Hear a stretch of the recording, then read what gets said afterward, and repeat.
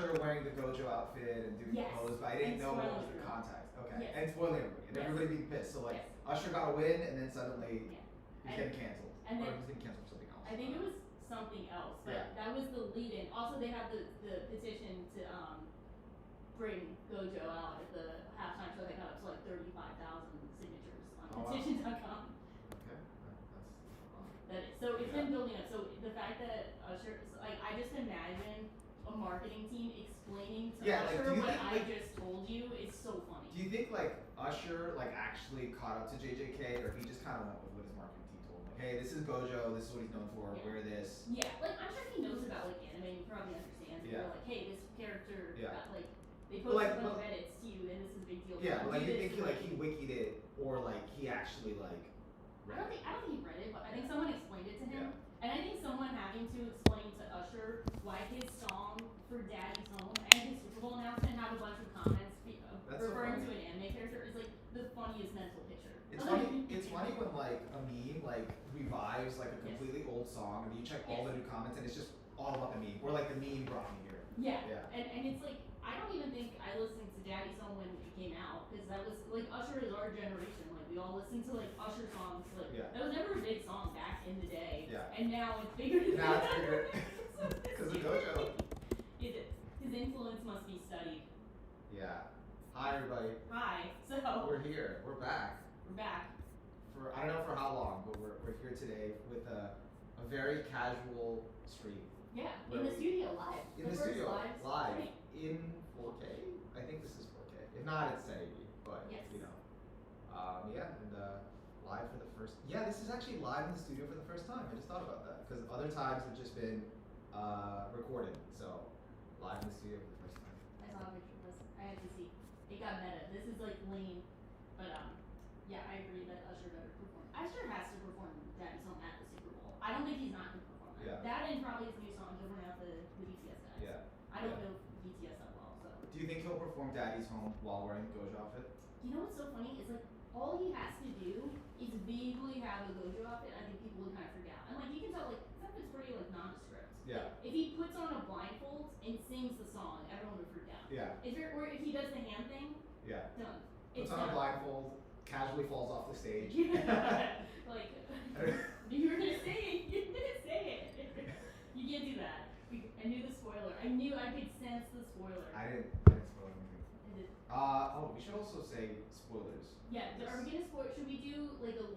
Because are we just gonna spoil the whole series? Well, but we're starting from the beginning. Yeah. So I guess like when we get past Shibuya, we're like, okay, this is like Endgame. That's a good thing. Now we can like get to Shibuya and cover all of Shibuya, and it's like all animated, so you can be like, you know, that's covered. But everything after it's like spoilers. Yes. Yeah. Which I was realizing, in the vein. Oh, let me try and do something. Let me tell everyone something. Okay.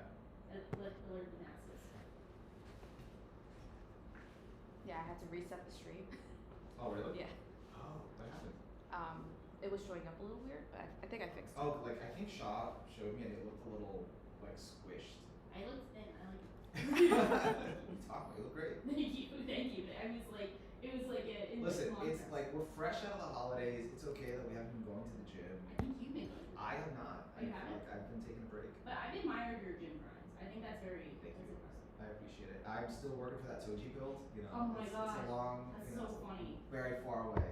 Very far. But I think he's inspired a generation. I think he has. I think I've seen a bunch of people be like, you know.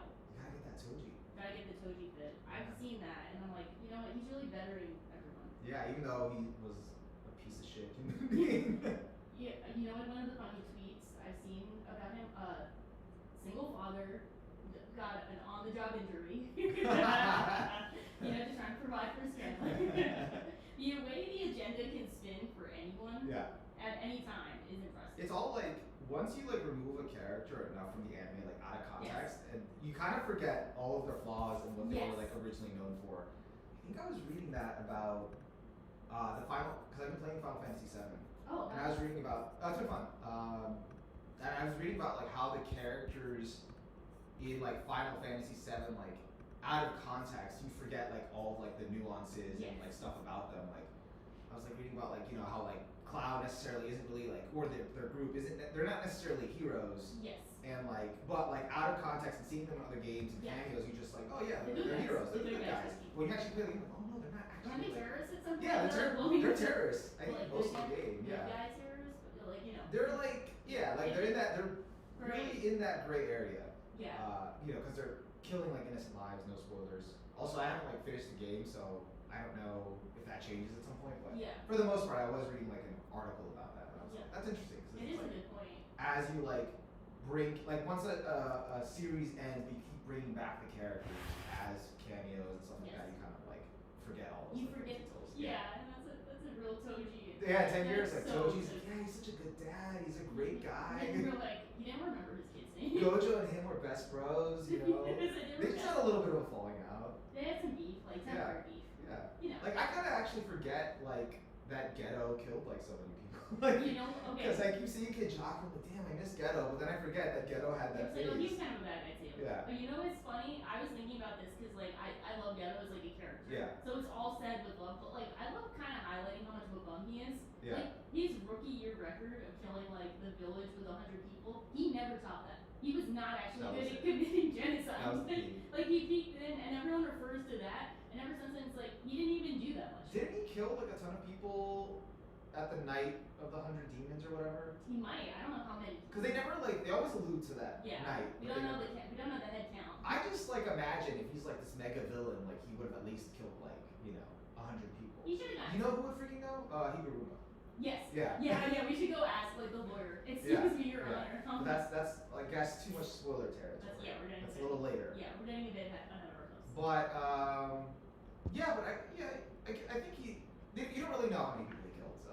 They always refer to his rookie numbers, and that's why I like saying he really got he had rookie tier numbers. He peaked early. He peaked his rookie year. Yeah. Let's just put it that way. It's crazy though. Like most of what we've seen of Ghetto hasn't actually been Ghetto. Yeah. Okay, I have that was an interesting thing I realized. We'll get there. Wait, so actually, question: should we start with Jujutsu Kaisen Zero then? Do we start? Because that is that is technically. It did technically come out first. Or should we go like? Season 1. I don't know. Chad, what do you think? We do have a chat. Yeah. Because where does chronologically that does come first? I don't think it was published first. I think it was published first, and you can kind of tell it was published first. But if also you're not feeling, and I know that Jujutsu Kaisen Zero comes with all this other like extra baggage and lore. Yeah. Okay. So I mean, at least for us, we watched Jujutsu Kaisen season 1 before reading it. So we started the story with the main series. So let's start with that. Yeah. Okay. Yeah. So we started the series, and I think I remember both of us feeling kind of similarly, where we're like, oh yeah, this is pretty cool, but like nothing too. What was the first arc again? Was the Yuji gets he's the intro to Yuji, and then he eats the finger, and then he's kind of going around with you get all the character introductions of him, Megumi, Gojo, Nobara, they're going around, and then he I'm just trying to remember what that arc was called. It was called I don't know, but that first arc, because I know the one right after that is the death. No, that's later. So it goes I think in my head these are not official titles. It's intro arc, then he gets fake killed, and then he's doing that Junpei arc where he meets Junpei and Mahito and Nanami, they're all introduced, and then it does the Kyoto school. Right. Then it does the death. Then the death paintings. And it ends there. And it ends there. Yeah, that's where we leave off. And then, so we had all of that, and then anime-wise, then Jujutsu Kaisen Zero, the movie came out, and then. So let's do that because Zero is actually a really good lead into hidden inventory. Yes. Okay.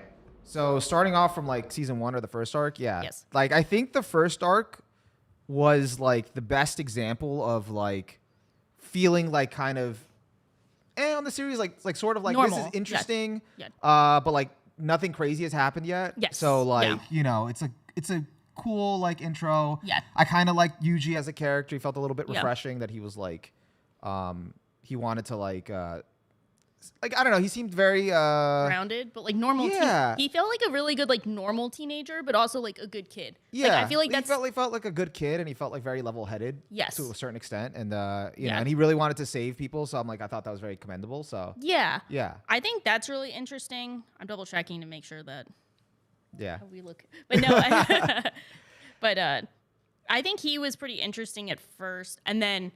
I think it's a good example because I actually got to rewatch it recently with like my husband who saw it for the first time, then caught up to watch season 2. Yeah, and so you also got his reaction. Yeah, so I think it does a good job of introducing like the fast pace, like this is a sorcery fight. We're gonna keep fighting nonstop, and it has like pretty good pacing for the beginning, especially when you're not watching weekly and you can binge them all. Like they really get into the action quickly, and I think the first episode actually does. When I was thinking about it, it does a really good job of establishing the power levels of both like strong humans versus strong sorcerers versus like Sukuna and like Gojo. So like we're first introduced to Yuji, who's like, oh, this dude is like breaking Olympic records. He's like super strong, really strong. He's like jumping out of windows from like the 3rd floor. He's really fast. So we're like, okay, we've seen this before. He's really strong. Yeah. Then we get to see the curse, the like cursed finger, and how like that manifests as a curse, and he's not able to do anything about it. Like it's just way stronger. Way stronger, and then Megumi's able to do some damage, but still not enough to save them all. Yeah. And then Yuji eating the finger and becoming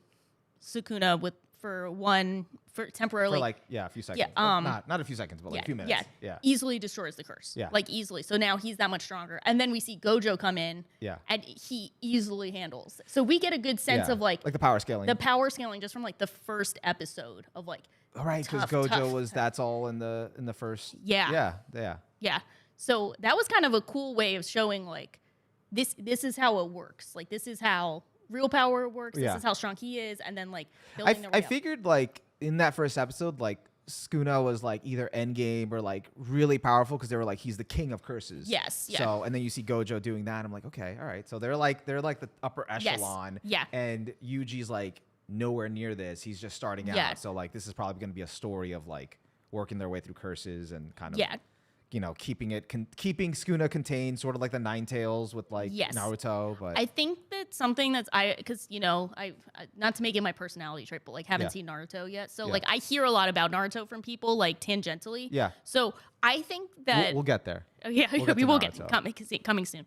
But I think that people going into the series with the knowledge of Naruto and the Nine Tails set them up for some interesting expectations that were flipped on their head later on. Yeah, definitely. Which you can probably comment on more than me. But I think it's interesting to have that point of comparison for other people where they're like, oh, like he's like the demon inside. He's going to help him. And then it's like, wow. You already said it. About not so much. No, that's really interesting. And it's cool because I think Gege was, as an anime fan, I think he's very aware probably of that comparison, or even and he grew up inspired by it. Yeah, because Gege is like our age, like he's our generation. I think he's like a year older than me. I don't know where I saw that information, but like he's like in his early younger 30s. than me, so that makes sense. He's in between our age. How cute. So like he's like our generation, so he grew up with like Naruto and all these series, and like he has those same expectations, and then he's doing his own thing. Thankfully, the Naruto like comparison didn't like color my expectations too much.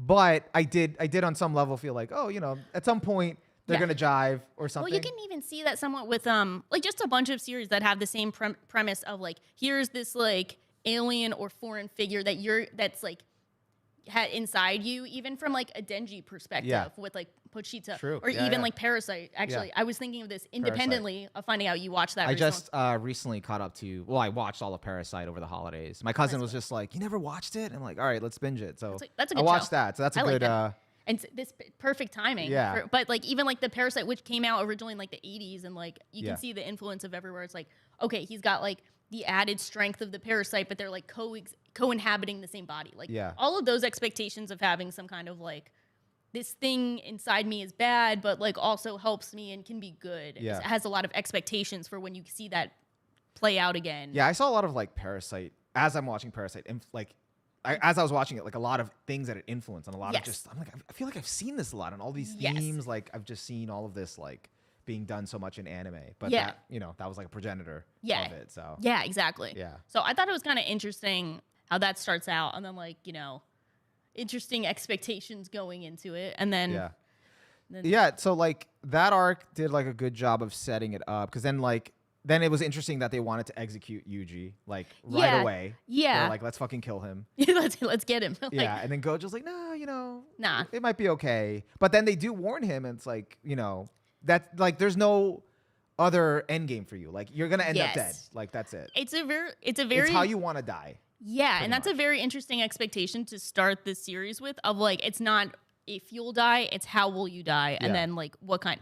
The whole like what kind of death you want, and then Yuji gets fixated on that idea of giving people a proper death, which we get to see as like a constant thing in the back of his mind. Yeah, and then it begs the question, what is a proper death? Yeah. So and that kind of like frames like a lot of mainly the first season arcs. Yeah, because then that gets tackled later. Yeah. So I don't know. I'd say like the first arc was pretty solid. Not like nothing to like write home about, but like a solid setup. Solid setup. Obviously, like it wouldn't like be like any of my like top arcs, but it's not like on the bottom either. I think it does. Yeah, it does a good job of like establishing like this is what you're in for, and then you get into it, and then things get more serious because then they have the like.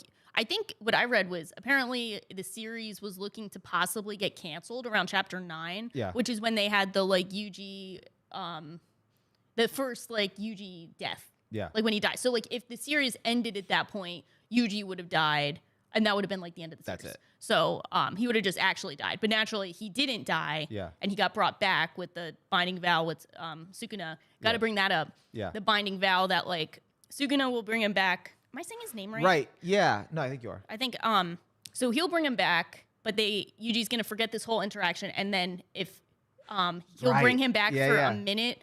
He has a minute in his body. If he says enchant, he gets complete control over it. So that's brings him back, and then Yuji comes back to life, and then Gojo decides that they're gonna like hide this from the higher ups because the higher ups essentially sent Yuji, Megumi, and Nobara there kind of knowing it was more of a dangerous mission than any of them should have. So like they kind of wanted Yuji to die there, but they were also willing to sacrifice everyone. And that was technically the second arc, right? That was like I think that was its own arc. It's within the first 10 episodes. Okay. So I'm not sure if maybe we do for the anime. Like, I think it's whatever. Yeah. Because there are some arcs actually that are so small that I didn't know they were like separate arcs. Like apparently there's 2 arcs in between Shibuya and Culling games. Well, I know the perfect preparation one, but I don't know what the other one's called. But it's like Yuji's execution. Again. Spoiler. So again, you kind of find that at the end of the anime. Okay, but like, I think of this mentally, like naturally we can come up, like, I'm not doubting the names of these arcs. Like, I think they're written there. But you know how it's like you got like the Conviction arc and Berserk, but then you also have like the Lost Children arc, which I just reread. Oh, literally, like 2 weeks ago. Oh, good timing. This I was actually like looking up how it broke down. I'm like, wait, isn't this the Conviction arc? I'm like, oh, but then it's broken down into like 3 parts. sub-arc. Yeah. So that's how I view it. I view it as like Culling games, and then you have like you see it more as like an overall like saga. Umbrella, yes. Umbrella within it. Yeah, so that's how I view it. I'm like, it's still Culling games to me, whatever. But so then that's done, and then it's like Yuji is like in hiding, and then we get to see I guess the episode that launched 1,000 tweets, which was the domain expansion of Gojo. Right. And I think it's funny looking back on that because that was kind of the Jujutsu Kaisen Demon Slayer episode 19 moment where, the series was popular, but then they showed that really cool domain expansion where he's fighting Jogo. And people just like went crazy. Like that's when the series became like popular. Isn't that also when Gojo... Did Gojo take off his mask yet? His or no? blindfold, yeah. Okay, because I was gonna say it was also that like Daddy arrived. Daddy's home. Is that because that was like the launch of all the thirst tweets after that? Is that really? Was that the beginning where they're like, oh no, he's hot? No. Yeah. Like it was the mix of like, yo, the animation's dope, but also Gojo kind of hot. And so we get the 2 sides. That's actually kind of brilliant when you think about it. It's like you get the fangirls involved and you get the power scalers. We get both sides. That's how you achieve true success. You need both. I think that's when like Jujutsu Kaisen like was at like its perfect like balance. Because I think it's been accused in season 2 of like now leaning too much more to one side. We'll see. I think so. I mean, I don't know. I'm not saying I agree, but I have heard like we'll get into that. That's really funny. That's just so funny. But like, okay. But that's the true essence of Jujutsu Kaisen is like thirst traps and power pandering to both sides and hype action. You gotta keep the power scalers equally happy as the fangirls. It's you know? that is kind of the true essence Yeah. of the series. But I know that we think Like, about it. if you don't want controversy, you gotta give both sides equal. You know, enough to think about. So so the Jogo thing, was that like Episode the second 10. arc, third arc? We'll say that's the beginning, and then you get into the Junpei thing. Having seen, because I've seen the Junpei arc twice now, and I've read it once. I don't need to see that arc again. I'm not protecting his smile, but I don't want to hate on him because people like actually care about him, and I'm like, I don't. I've seen takes of like people being upset that Junpei could have been like a core member, like they thought he was going to be added. The opening, and they're like still gaslit upset us. about it. Yeah, they're like genuinely upset, but like the opening just gaslit us. It's supposed to be like, here's the potential, like he could have been, what could have been. Yeah, but like he was not throwing hands. He was not lasting the series. He's like not outlasting. No, because he wasn't like really doing anything, you know. He was just really sad. And he had good reason to be sad, but like he was just kind of sad. Let's be real. You know, he was kind of like, afterward I realized he was kind of similar to Yuta. Like he kind of had a similar. They had the same haircut. Yeah, and design. That's true. That too. But didn't Junpei have like a curse, like a similar ability to Rika, like to having like a he just manifesting? had a giant jellyfish. Oh, okay. But he like could have, but I don't know. The whole point was either way, like I wasn't really attached to Junpei either. No. I saw like functionally what like he was there for. Yes. I just feel bad saying that he was a good kid, but it was just like it wasn't, because he like at the end of the day he like started killing all his classmates. So he was like he really pulled a like don't come to school today tomorrow kind of the situation. Like once he did that, like there was no coming back for him. So I didn't really like. And I felt bad for him. Like it was definitely a sad situation, but like.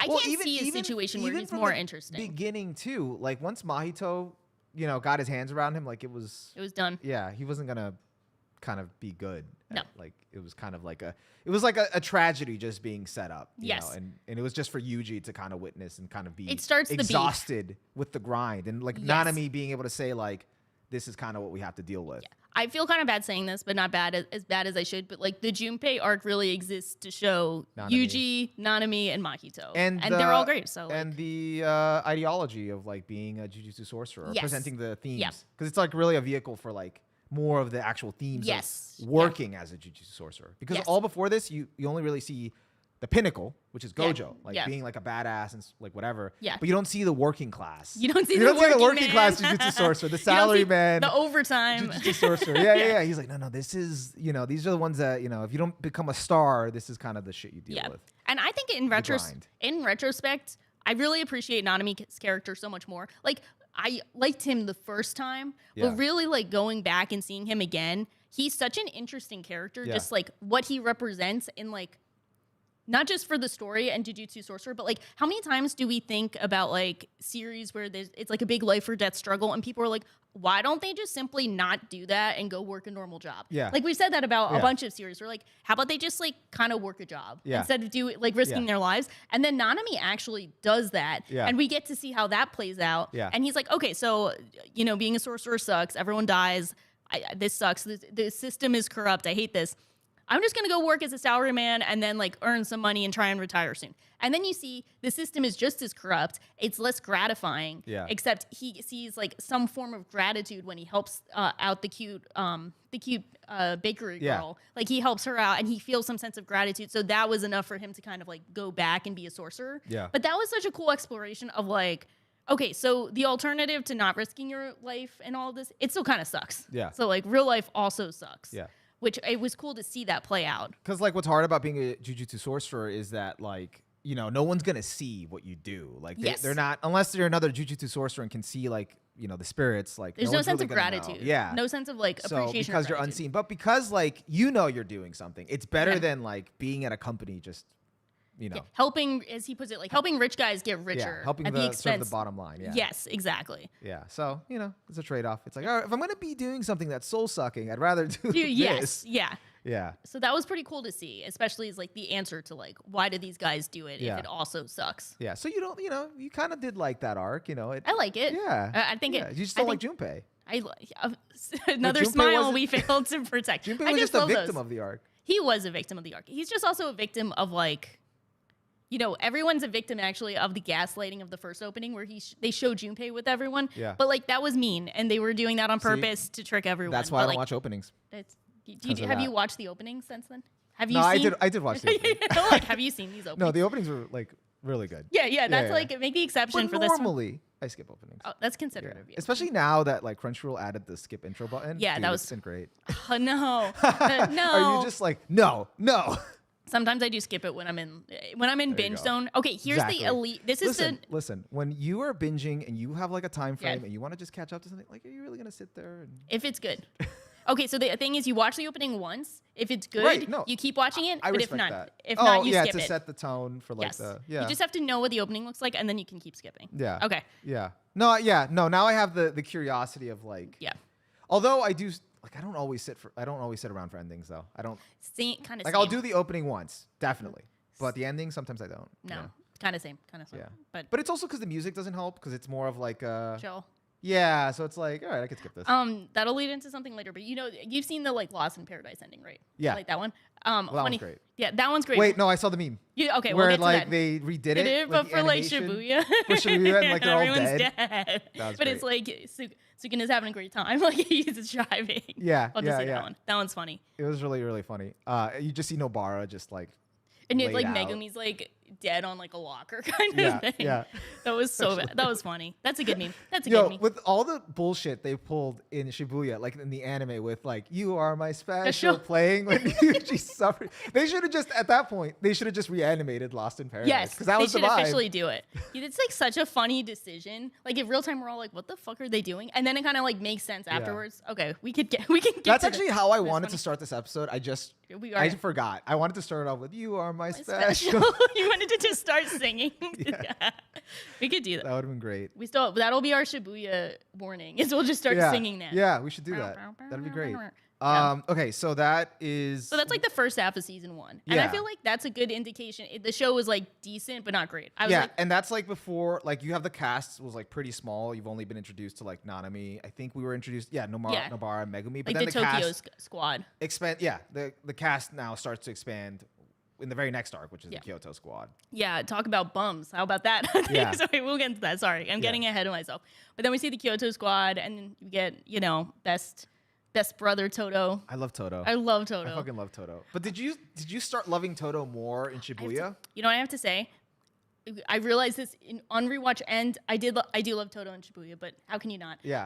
I think I was watching Jujutsu Kaisen weekly, and is this just from being old and like kind of used to the seasonal grind? Yeah. I've been so used to hearing like, oh, this new series, it's gonna be the best, it's so go, it's whatever. Yeah. And you kind of are like, I'm waiting for you to show me something. Yeah. And like the Gojo episode was good. Obviously, I didn't care about Junpei, so. Yeah. But then I don't think I really started like really vibing consistently with the series until Todo showed up and hallucinated him and Yuji's relationship. That and was so funny. It's so funny. That was so funny. so funny. And that's when I was like, okay, I'm in. Because I'm he locked brought in. something like different, like Yeah. that you don't really like see, like this like level of camaraderie that's bordering on delusional. It is delusion. Yeah, He diluted it's their delusional. he made up their whole relationship. And it's like in a way, it's like weirdly wholesome. Yes. And they're bonding over something so like. so like having the same taste in girls, but like Yeah. And then he's like, he just starts He's calling my him brother. brother Yuji. And it It's doesn't. so I funny. feel like it doesn't feel the same saying it in English. I feel No. like you have to say it with the pseudo like accent. Japanese English, like my brother, braza. Yuji. And then like what like I think like skyrocketed it like made it skyrocket into the atmosphere or the stratosphere was the fight with against Hanabi. No, Hanabi. what the fuck was his name? This is not Nanami. No, Hanabi. Hanabi. Yeah, the big tree. Yeah, the big tree guy. Yeah, the big Yeah, tree. once they started doing like the clapping and like Yes, and it was synchronizing. this synchronized fight, and that's still like my favorite fight And- in season 1. And I think that was actually close to like the episode 19. Yes. Sort of. Like, I don't know. Either- It's either yes. the Gojo scene or that one. Because that one Yes. was the one that was like nominated for the Crunchyroll Awards Yeah, that yeah. year. Yeah, that was a real fight because the Gojo fight wasn't much of a fight. It's like everybody was like saying like, yo, the animation Jujutsu Kaisen is like lit. Like Yeah. the power scalers were happy. yes. You know. That was just great. That was Yeah. that was fantastic, and that was very interesting. Like cool fight choreography that looked cool. That was dope. Yeah. Yeah, I agree with you. I think it's even if I don't know which was more popular in retrospect. It's tough to tell I because mean, it doesn't matter. But, but like, I think in terms of like earning the credit for good fight For- scenes, that Sakuga. the Sakuga. I think the yeah. Sakuga. Because Well, I don't know if the Gojo one had as much. I don't know what we're counting is. I don't know. It's up in the air. They both It looked doesn't good. matter. But I think Yes, that was like that was a dope those fight. Were the defining moments of like Yes. the season. Yeah, and then I think that arc was really cool. I think that's the arc where I was really like invested. That's where I was like locked in. And then I think and then we did get the like hollow purple scene, which that was also a hype scene. And they kept doing this like episode after episode where they're like, okay, dope fight. Yeah. Because you got like Maki versus her sister, which was like a cool fight, but like more emotionally like, okay, we get it. Was hollow purple in Kyoto?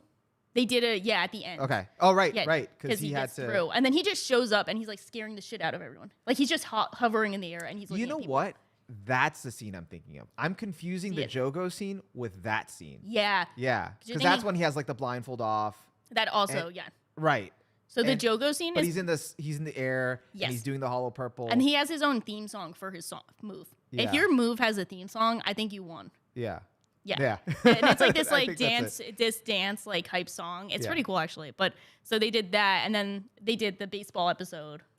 Which was hilarious. Yeah, that one's really cool. I really like that also in retrospect because we have like no more slice of life scenes. No, that was like when you first watch it, you're like, all right, this is like probably like a filler or whatever like episode. It's like 2 pages in the manga. Yeah. Or no, it's like 1 chapter in the manga and they turned it into a whole episode, which I think is really good. Yeah. I think that's a like really good decision. But now like I liked it the first time because it actually ended up being like really funny. They also did a great Teacher Onizuka reference, which was great. Yeah. But like now in retrospect, with how little they have slice of life or downtime, I'm like, you know what? This is a great episode. I think that I figured out my real beef with Junpei, besides indifference, is I feel like that time could have been spent with the main cast in real slice of life stuff. So I feel like that was a wasted opportunity, even though it helped. So I am glad that we get like slice of life stuff with the like baseball episode with the team. And like, Mekamaru just turns into like a pitching machine. And that's like... Which is funny. And then it also helps for like Gojo's character, which we can get into more later, and like his themes of like how he would rig it so they're not just like they're not just doing team battles. He's like, no, we're gonna play baseball. So yeah, that makes sense. Yeah, because then it's like fun. Because I think Gojo realizes as you find out more about him, like he realizes the importance of youth and being able to do like fun things. Because then it's like if it's all battles and work, like, what's the point? So yeah. So. And then after that is the Death Womb painting arc. Yeah, that arc is so weird in retrospect because I really like those episodes a lot. I think they did a good job with it, but I like essentially forget the whole point of the Death Room people when I moved on to season 2. I was like, who are these guys? I also feel the same way, and it's just weird because like I forget that arc exists. Yeah, like, me too. It's like I remember the fights, but I forget the arc. I'm like, oh, that's right. Megumi got his domain expansion. I really liked that when I watched it. The dope Yuji Nobara fight is really cool. Nobara versus the other guy was like super cool. That was hype. But for some reason, to end the season on that, I felt like we got to the peak in like Kyoto, and then it just sort of like trickled off for the end. Like, oh, it ended here, and I forgot about it. Yeah, I forget it exists, and the only reason I had to refresh on it was because of Choso. Yeah, in season 2, I'm like, who is this guy? Yeah. My friend literally had that happen where he was watching season 2, and he's like, who are his brothers? And we're like, oh, those are those dudes from season 1 who got like easily beat in the end. But like, I think everyone forgets them. I don't know if that's supposed to be meta or not, where like, we kind of overlook this loss of life, but Yuji and Choso don't. But we're just kind of like, we're moving forward. Like, we don't care. But they're all like, no, we're really feeling bad about these deaths. And we're like, who are you guys? Yeah, because like literally... Like, only Yuji was super torn up about it. He was, like, Yuji and Choso, literally no one else in the series and outside of the series. You know why? Maybe. Because, Maybe this is the meta There's a point. connection there, Maybe we are just too indifferent to the suffering. True. Actually, wow, now that you say that. I was just going to say, because, Yuji and Choso have a connection. That's, and they had a connection to them.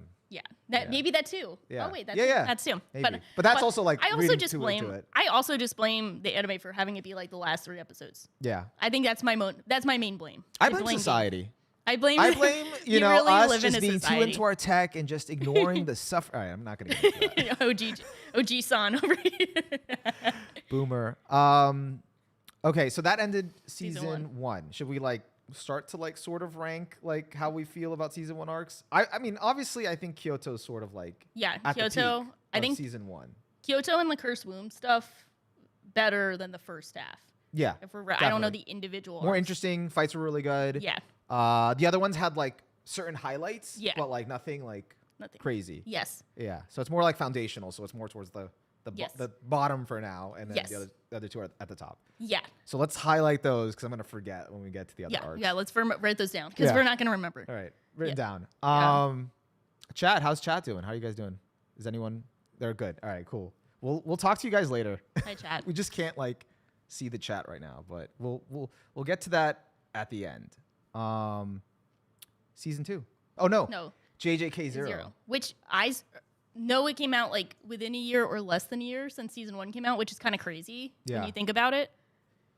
So that was kind of cool. Right, because the movie came out after. The movie came out, and I wasn't excited for it at all. Like, because it felt like one of those like I didn't ask for this. Yeah. It's not a sequel. Someone said it's another character. I don't give a shit. Yeah, I remember when people were like, "Oh, it's actually the prequel," and there's another main character. I'm like, "Well, I like Yuji. I don't care about this." So, Yeah. and then so I had no expectations. Yeah. And then you watch it and you're like, "Oh, well, this is actually kind of fun." Like I really did not care about it, and I watched it on a whim. Like, we just put it on, and I'm like, wow, this is really cool. Like the animation was like so good. Yeah.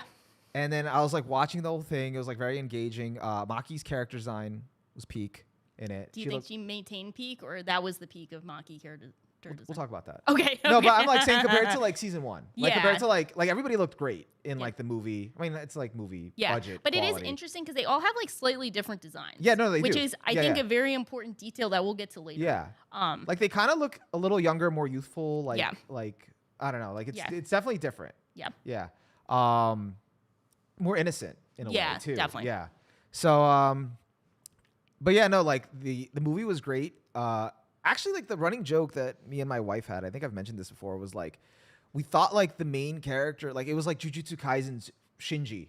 Like I think, and like the whole movie, Shinji. we're like, this is like their Shinji, like the way he acts, the way he talks. It's like literally their the same Shinji. voice actress. And then my wife was like, no, I think like that's Shinji's voice. And I was like, no, you're fucking crazy. It's not. And then we look it up after. It's Shinji's voice actor. Yeah. I love that, and I love that. Or voice actress. Yeah, voice act. Yeah, but and I'm like, Seiyu. Seiyu. There we go. Yeah, the same Seiyu. And I'm like, because the whole time I cannot stop thinking that it's just Shinji. Yeah. So I'm like, okay, Yuta like, is Shinji. getting the domain expansion Shinji, like you know. Yeah. And that's pretty funny too. I think I've come to really like Yuta. I didn't have beef with Yuta, but as you said, I was not like invested. Yeah, I didn't hate him. I just was like, cool. All right, he's like their Shinji. Like I wasn't like, super, like taking it seriously. Yes. But the more I've actually rewatched, but this is also I blame hidden inventory for this. The more I've rewatched JJK Zero, the more I like it. Yeah, you know what happened? Because I watched it and I was like, okay, whatever. Then I rewatched it with my husband, and he loved it so much. Especially as just like an action movie. I think I appreciate it a lot more on rewatch. Yeah. And it was like, it kind of goes crazy the second time, especially because I rewatched it, like when I was rewatching it with him, he hadn't seen hidden inventory yet. So I had seen it and I was like, once you get that extra context, you're like, oh, so I'm sad now. Like this I whole also thing is, like, yeah. I'm sad. This it definitely sad. Like I felt nothing for the Ghetto Gojo scenes the first time. I was after like, hidden inventory. This is like the last so bad. time they speak. No, and the funny thing is, because like when you do season 1 and then JJK Zero, you're like, okay, oh, so that was that random dude who was walking around with the curses in season 1, and then you're like, oh, so they fight this guy, and I got to the end of JJK Zero. Yeah, I was so confused actually. I was like, oh, that's that dude. Yeah, I was like, oh, that's the dude, and they see him again. I'm so confused. Okay, cool. Yeah, and it was like, oh, so he's relevant in this part, but now I guess you finish JJK Zero, and maybe this is just me being daft. I don't know. I didn't think that. Well, I won't get to that. That actually is technically a spoiler later on. I was just like, okay, so JJK Zero happens. Everyone has a different design. Obviously, he got hurt. You know, Ghetto got hurt from JJK Zero, and he just has a different design now in season 1, like everyone else. Everyone else has a different design, so that's just him. So I'm like, okay, so I guess that confrontation at the end was kind of pointless. Whatever. Yeah. We move on. Yeah. And then Yuta's like not even there, so it's like, okay, well, that was kind of cool. Anyway. Yeah. We move forward. But like a lot of things that I just like didn't second guess at the time. Yeah, it was just like, okay, yeah. For some reason, Ghetto's back, and I thought, you know, he's just back. Yeah, he's I just back. I didn't question anything. He just has some scar, but yeah, I'm like, well, he was kind of beat up at the end. Yeah, of the yeah. That makes sense. Got a scar. Yeah. And that's it. And I didn't really second guess it, but you know, it's crazy how much like there is there. And I also, after watching JJK Zero a bunch of times, like I really started liking Yuta. Yes. Like, damn, I miss Yuta. He's a good like. I think him specifically, it's such a good like representation of people who are like, you know, abandoned by society or deemed like too dangerous, too easy to leave behind because people are seemingly unable to help them. And I think it's cool to highlight that like Gojo was the only person who was able to help him and also able to kind of like understand him. Yeah. And seeing how like the Jujutsu Society wanted to kill him because he was too dangerous. I just thought about why Gojo would do that. Because of the whole Ghetto thing. Yeah. Yeah, no, I didn't think of that, actually. And I'm like, oh, of course he wants to. The brain rot's coming. It's coming. Of course he wanted to try this time to not let someone get left behind. Oh, my God. Damn, now I like it even more. What a guy. What a guy. But so, like, I like how he views Yuji to the same degree where it's like they're both two people who, like, Jujutsu Society have viewed as, like, too dangerous to exist in the society because they pose too much of a risk. And Gojo's like, well, I do actually have the strength to do whatever. And, like, no, we're going to, like, give these guys a chance. And also, they have the chance to be as strong as me. Let's do that. Yeah. You know, he's really investing in the potential of the youth. And I think that's really cool. My brain got going. So that's why Ghetto's the villain. It's a parallel to Yuta and what he could have been. Oh my God. It's brilliant. Wait a second. JJK Zero. It's like raising it up. No, but that makes sense. Yeah, no, like that's where you get like all the foundations of like, you know, what you're saying about Gojo wanting to bring them all up. And you get all of that important dialogue that wasn't said later in there. Yeah. Because I was like referencing it in my when I did a JJK video and I was like exploring a lot of hidden inventory. A lot of that stuff is Gojo talking about it and reminiscing about it in JJK Zero. Yeah, and that's like you get a lot of hidden inventory in JJK Zero, and it's interesting. Like like his thoughts of like how he could have handled things or his regrets because it has been like 10 years. Yeah, which is wild. Yeah, it's like it's just the crazy time skip. See, and that's what I'm saying. In 10 years. Ghetto could have killed a lot of people. Yeah, weak numbers. He hasn't done anything. Meanwhile, Jujutsu is like, he kind of peaked. He kind of peaked. Yeah. He peaked in high school. Yeah. I know. Sorry, it's not a Ghetto sense. I'm not calling him a bum, but like with love. Yeah. Like I feel bad for you, and you became kind of compelling, but also like you were a bum and you didn't really accomplish your goals. Like, if you're gonna do it, don't half-ass it. Weak. Kill some people. Come on. Rookie numbers are the only numbers. But anyway. Not that we're encouraging to get it worse. We're not encouraging that. This is fictional. It's okay in fiction.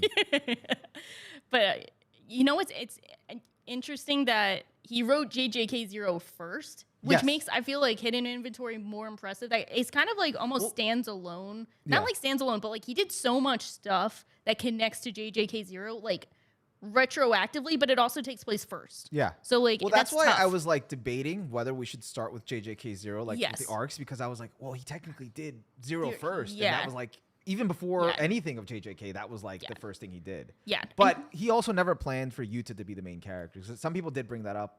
Like I would see like some comments like, oh, why wasn't Yuta the main character? And he was like, that was never really the plan. Yeah, that makes sense. Yeah. And I think that's good. I like that we have two main characters who have served as two main characters. Yeah. We'll get into that later. Which is interesting. Yes. Especially with current stuff. Yeah. So I think that's really interesting and cool. And genuinely a unique thing. We don't really have that in a lot of any other weekly Shonen Jump, let alone just Shonen series in general. Yeah. And it leads to like some interesting stuff in the arc after Shibuya too. That too. We'll get into that. Yeah. But now to possibly our favorite arc. Is it our favorite arc? Is it your favorite arc? I think so. Like, you know, it's really funny. So now we're getting into hidden inventory. And I got to say, and I remember us talking about hidden inventory. Like when we first started talking about JJK season 2, like in the summer. Yeah. And it was just after hidden inventory had ended. So now it had started up with the Shibuya arc, or was getting into the Shibuya arc. We had that like week break because they did the 5 episodes and then they went on break. And they had like a month break or something. And then they started, So they were going to like get ready to start up. And then Shaw was like, you know, how'd you feel about it? And I'm like, I don't know. It was kind of weak. Like it was whatever. I didn't care because I was just like, I just wanted to get into the current stuff. Yeah. I didn't want to go back into the past. It's like, it's always a drag to like go into like a flashback and it's like, okay. And it kind of went too quickly and I didn't feel attached. But then after that, the more I revisited hidden inventory, the more I've watched it, the more I've thought about it, the more I really like it. It really keeps like, I call it the brain rot. The brain rot really it is brain rot. I kind of went back and like tracked my own brain rot, and I was like kind of like before the summer, I was like kind of normal about JJK as we like established. Like, you know, I was looking forward to season 2, but I didn't really like. I wasn't super locked in. Yeah. We watched Hidden Inventory. I'm like, you know, that was really good, and then it's in that like month between the 5th episode dropping and Shibuya dropping, Yeah. it really went downhill. And it got Yeah. more Well, because brain also- rotty for all of that. In that time too, like you encouraged me to like catch up to the manga, I think, or I think I did it on my own. Yeah, I caught up. Yeah, because so I caught up. caught up. Yeah, because you were like, oh no, like the shit going down now. Shit you is gotta going catch down. up. It So was going I down. like caught up, but then as I'm reading more and as I catch up, I kept going back to hidden inventory because Yeah. everything was like, wait, there's so much here Yeah. that's set up like so Everything. much after this. Yeah. This arc is brilliant. Yeah. I'm like, nothing touches this. So I don't know. I Yeah. think so. I think Yeah. for me too. I think think- yeah. It does a lot, and it's definitely a combination of like the manga arc for it. I think is good and still like really good on its own. But then I think the way they like animated it and adapted it, Yeah. like in the running for like the best adapted arc of all time. Yeah, and I'm actually just talking about the manga right now. Like the manga yeah. arc itself is just really good. Yeah. The anime just makes Crazy. it beautiful. Like, Crazy. It's really good. Yeah. And it it's- elevates it so much. I think I was thinking about it. Obviously, here we are. But we made a joke once about like how Gege like fleshed out, like did his best character writing Yeah. for the character That's he right. hates, or like like for in that arc. Gojo. Yeah. Well, yeah. But or just that arc in general. Like I that, think- that was his best character writing. I think so. I was thinking about it, and I think in that vacuum, like the best example of like very short-term characterization is like Ghetto in his like breakdown chapter. Yeah. Because like you think about it, like he did a lot in a short period of time, and that like the ripple effect of that is felt throughout the whole series. I think he's really good at character like Short-term. short-term characters. Yes. Because there's a recent example, and I'll get to Yes, that. we will get Well, to yeah, that. And but then like same with Toji, who's in a bit more Yeah. stretched out, but I think Toji is also a great example of because like Toji's like a presence though. Like he like Yes. even though he does come back or whatever, like Yeah. later, but even like you just feel like even when he's not Yes. there, like Yeah. you feel his influence. Exactly. He's one of those characters that I'm not sure if there's a technical term for it, but there's a lot of I like characters who are like characterized by others' impressions of him. Yeah. Of them. So like Toji's one of those characters where like the impressions others have of him feed into his characterization almost more than like his actual screen time, which is Yeah. very minimal. But like Yeah. the way others feel about him that And the you way see- they talk about him and yeah. like the comparisons made, like those feed into him just as much as what we see from him in the short term and hidden inventory. Yeah, like I'll just jump to it really quick. Like the narrations of him, like the descriptions of him in Shibuya, Yeah. always went hard. This- Just like and his the one who overwhelming broke intensity free. and his overwhelming the only one to intensity. break free from the clan. I'm like, whoa. Or like yeah, that's like that whole page. People were like, they need to nail the page. They need to nail Yeah. the like narration for Yeah. this, and it's funny to see how that like Yeah, plays out. we'll get into that. We'll get into that, but yeah. So I think hidden inventory, just like Because I like everybody in hidden inventory. Like I- like Ghetto's like top tier, They do- Gojo's top tier, Toji's top tier. and they do a lot. They do. I think this is Geje's strength as a writer is doing so much in short periods of time, Yeah. and that can kind of get exhausting for people long term. Where like maybe it doesn't live up to the short term, but when you look at like in a vacuum, like how much was done in hidden inventory, it's pretty tremendous. And I was thinking about it too, of because like we're talking about Ghetto, like our impressions of him are like he's that dude in the background of season 1. He's that kind of ridiculous cult leader in JJK Zero. Because like Yeah. I didn't find his motives in JJK Zero compelling. I was Yeah. just like he's important because he's important to Gojo. Yeah. And Gojo's important. That's kind of how it felt for Yeah. like a lot of JJK Zero. So much, how we already have like kind of an impression of him, and it's just kind of like, well, he's there. So how much heavy lifting did they have to do in hidden inventory to make him feel like part of the group, respected, having friendship with other people? Like Yeah. they really just threw him in, and it's not like we get an intro to him. We're just Yeah. like, yeah, he's just just there, there. and he's part of the group. But he's like he jives so well with Gojo that it Exactly. feels like you could just pick up from that dynamic. exactly like you Yeah. could pick Like, up everything you could know. see like they're the best bros. Like They're best friends, and they piss off everyone around him. Yeah. They're so annoying to everyone, Like, but they're they're the having a great time. iconic like dynamic duo. Yeah. And you know what's interesting about that? I just realized something that I've heard you mention like in like previous conversations, like other times we've talked, like how like flashbacks don't always do it for you to like Yeah.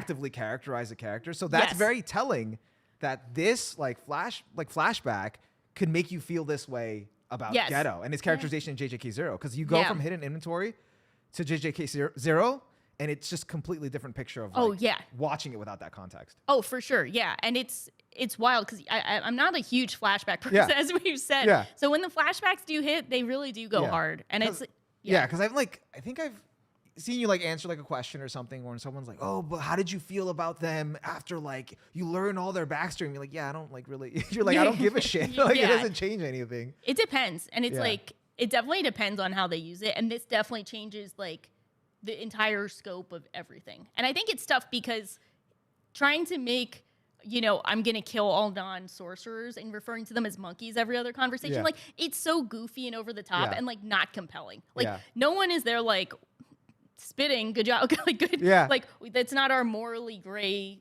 villain that we like. But seeing how he got there is way more interesting than like where he ended up. And I think that's impressive to do that and just like the weight of his words, like they have so much more weight and are a little less goofy once you have that context. I think the way he got there is probably a bit more interesting than where he ended up. Yeah. But I mean, imagine like, you know, you're in a cult for 10 years. You're not like seeming like a normal person. I think at that point he's a character because he has to play it up for his followers. Yeah. And I think something I noticed that I like about the writing of it that's probably like slightly less obvious when you're not reading it on the page, but like you get it in the subtitles is we'll see this motif appear later on, but it's kind of this idea that you have like two conflicting thoughts and feelings, and the only difference between how much you feel it is which one you kind of choose to go with. And I like the line where he says like, "I hate monkeys, that's the truth I chose." It feels very purposeful to be like, that's the path I chose. It doesn't mean the other feelings don't coexist, but he chose to go with that feeling, and I think he has to continue to choose that because all the time. Because we saw the conflict in Hidden Inventory where that was like both sides, like he was being pulled to both sides, and he knew if he chose the other way, the righteous path or whatever the path he was currently on, he was picking, he would slowly deteriorate and just be miserable. Constantly. or die. Like everyone die young. Yeah, pretty much. Yes. So like he was like, this is the only way he can find like peace, or because he says it at the end of JJK Zero, and that's why like it actually feels more meaningful having that, again, like repeating a concept, but having that context of like he says to Gojo, he's like, I knew I could never be happy in this world. Yeah. And I'm like, damn, you know? No, it's sad. Because he realized like the way it was, he needed to do this. If not, he'd never find any like form of happiness. So it's like, no. So, yeah. This feels sad. No. Yeah. Back then it was like, oh, they're just talking about some shit. I don't know who this guy is. He's really going through it. Like, yeah. that sucks. Sucks for you, bro. Sorry. But then you like see everything. You're like, no, I'm feeling it. No, I feel for him. Yeah. No. It's sad. Yeah. But you know, also, do you think he wrote Hidden Inventory? Do you think he had this in his mind before he wrote JJK Zero, or do you think he did like the typical like he just had an idea like JJK Zero, put it on paper, didn't really think about all these backstories, then later on just kind of crafted all of this? I don't know. It's a good question. Yeah, because a lot of authors do that. Yeah, like, where they just like kind of throw together some characters and then later like flesh them out and be like, oh no, all of this was part of it. Yeah, I'm not sure because I've seen in some interviews that something interesting that I've seen in interviews, like the one he did with Type Kubo for Bleach, is probably the most I've seen him answer a question in interviews, because he's really short. Like whenever someone has a question, he'll answer it in like 5 words, which sometimes you need more than 5 words, but like he's very like, he doesn't like elaborate that much here and there. Okay. Like it depends. So he was talking about how he's like, he can't copy people he views as like real artistic visionaries in terms as like Kubo or Fujimoto. He views them as real like creative geniuses, and he's like, it would be dangerous for a normal person like me to try and copy something that I think comes naturally to them. And this is his words, like, you know, I think he's obviously a bit more than an ordinary person. Yeah, you know, he's probably being like humble. Yeah, but I think but I bring that up to think, I think he has a lot of it planned out, because I think he's a real like planner with stuff. But I don't know if he's confirmed if he's like thought of them or not. I mean, I guess he has to be a planner to a certain extent. Yeah. With the whole ability he gave Gojo with the infinite. What is it called again? Infinite void. Yeah, I was gonna say Infinite Void, right? I think it's Infinite Void. Well, with that, because I would read his commentary on like the side of the manga, like before each chapter, where he had to like get a mathematician, or whatever, to like explain it. Yeah, and I'm like, okay, he's giving this a lot of thought. Yeah, and we can tell with certain things that I think he has certain things planned out, but like maybe how to get there, I don't know. But I think there's a chance he did have it planned out, but there's no way to know, because they did think in like chapter 9 that they were going to get canceled. So I don't know. It's a good question. It is a common sentiment, though. I think my least favorite part of JJK, now that we touched on that for a little bit, is the power system. You think so? I think so. I mean, I think it's gotten a little bit better, but when I was binging it, I was like, yeah, okay. My take is that it's not that complicated, but it seems more complicated. But it's also not, like, there are very few actual systematic elements of it, so to speak. Yeah. Where it's like, okay, you have cursed energy. If you're really strong, you get a domain expansion. Yeah. And you can do certain things. You're a little more. I think your take is similar to like what we talked about like back then. Yeah. But it's a little nicer. Yeah. Before we were like, nah, nothing matters. Just keep track of domain expansion. That is kind of it. But but people get like hung up on the like actual physics of like Gojo's power, and it's like, well, you need to know he's gonna shoot a blue ball, a red ball. Sometimes it's gonna be a purple ball. You don't need to understand it. Nothing can touch him. Just That he's gonna do he's gonna do the domain expansion, and that's kind of it. And you're gonna get rocked. Yeah. You're not winning. Now you'd lose. You will not I'd win that situation. Yeah. But yeah, so I think it's just like knowing. Like, I just don't get trapped in the weeds because I know most of the time it doesn't matter. But there are some powers I just can't explain. Yeah. Which I've come to terms with. I'm like, I don't get this. Whatever. We move on. But we'll get to that. But I think if we look at it only as a power system, it can be kind of inconsistent. I think it only really matters when you have like really big moments or really big developments in the series, as like a current fight that happened, and you got to understand like, okay, how the fuck did this happen? Yes. Like, yes. Because if what happened here? Yeah. And I think there's some. I don't know if it's like power system inconsistencies or just inconsistent. Whatever, we can get into. Yeah, we'll get into. But I think it's a hit or miss system. Yeah. But it's easy to like put it in the rear view, like kind of go along, and we keep moving forward. It's just it gets tough at certain points. I mean, there's a certain arc where like it literally stops every few minutes to explain like everything going on, but I think that's just the nature of the arc itself. So get there. Get a lot of new players. It does weigh you down as like you're reading and you're binging. And you're like, do I need to keep track of this? Yeah. Because there are some manga where you're like, you do need to keep track of it if you want to understand the payoff. Yes. You know. Yeah. Like imagine reading like Chimera Ant and you're like watching Knuckles fight. Yeah. And you're not paying attention. Yeah. To But that's one of those things too where it's like. You kind of just need to know like what it does, like the basics, like how it works. Because I think with Nen, what works out is like no one is really keeping track of like, here's the one power it uses like enhancer and transmutation types. We kind of skip over that. We're just like, okay, what does it do? But like you can circle back and be like, here's how it fits in the because like if you really wanted to see how it works, you just like you take your time and like look at it and be like, all right, how does it actually fall into this? Yeah. You just need to keep track of the flow of battle. Yeah, I just move forward. I just keep moving forward every time. That's a good motto. It's a good way to be. Speaking of which. Yeah, let's move forward. So hidden inventory. That's going to be, I don't know if an arc is going to top that one. I don't think so. I don't know. I think. The brain rot, it ruins my life. It's over. There might be potential, but right now, undisputed, I think it's like at the top tier for me. So I think it's top tier for me. Also, I have to add before we move on, I think Riko is a better utilization of what Junpei was supposed to be. She's really good. I like that. Riko? The person who Toji shot. I guess not that good. Oh. The Star Platinum vessel? Yeah. Okay, I guess not. Another smile we failed to protect. No, she was definitely... No, that hit hard. Literally. Hit hard. They played the ED, and then they did that. Dude, I didn't even see that coming. It was like 1 week to the next. It was just like, what? She's like, I want to live. And then Toji's like, nah. I think that's like the point. Like, I really started feeling for Ghetto because it was just like, like...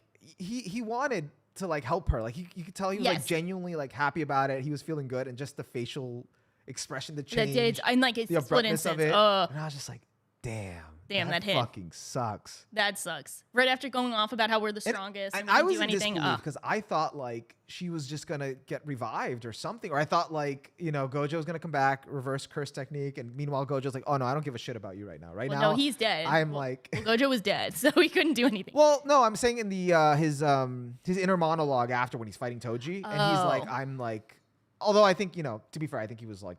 He was on a little bit of a diluted copium state. But he was just like, he was honored. I'm like the honored one. Sorry, Riko. I think what's interesting too is that like I don't think he felt feelings then, but I think when he was carrying her body, he felt bad. Yeah. And I think in the moment he was just caught up in the new power. Ass. Yeah. Also, got to add, the anime really did get Ghetto a lot of favors by extending that fight scene because he got packed up in 2 pages in the manga. It was like one and done. He did not get a cool fight scene. He got packed up. That's really where you felt I think if you read the manga, you really see Ghetto's frustration with getting packed up by a non-sorcerer. Calls himself a monkey and gets radicalized in like 2 immediately. seconds. He's like, I couldn't do shit to him because he did up until that point think he was Gojo's like equal. Yeah, like they thought they were the top. They did. They thought they were the strongest, and then they got beat up by a homeless guy. Yeah, in 2 seconds. I love referring to Toji as like a homeless guy. Yeah, he's like a strong homeless dude. He is. A true bum. Like, just eating instant noodles at like gambling. Spot. Yeah, gambling. And like sweatpants. Yeah, that's so funny. And being a deadbeat dad. Yeah, who forgets the name of his son? Jesus. Yeah. He cares for him in his own way. And we thought like Jin was bad. Jin is like gone. I will avoid you. Toji's like, who's my son? Yeah. What's my At least son I again? know my son's name. Yeah. But, Oh my God. So we should do a deadbeat dad ranking. Yeah, deadbeat dad. Anime dads. Father's Day edition. Father's Day edition, and then actually like come up with a defense for each one. Like actually, you have to defend them. Yeah. Yeah, I think that would be because it's easy to just say they're deadbeat dads, but it's but harder. why are they? Yeah. But defend their life choices. Yeah. Yeah, that would be pretty funny. There you go. They all need advocates. They do. They all need a lawyer. Okay. Next arc is Shibuya. Okay. You are my specials. Have we?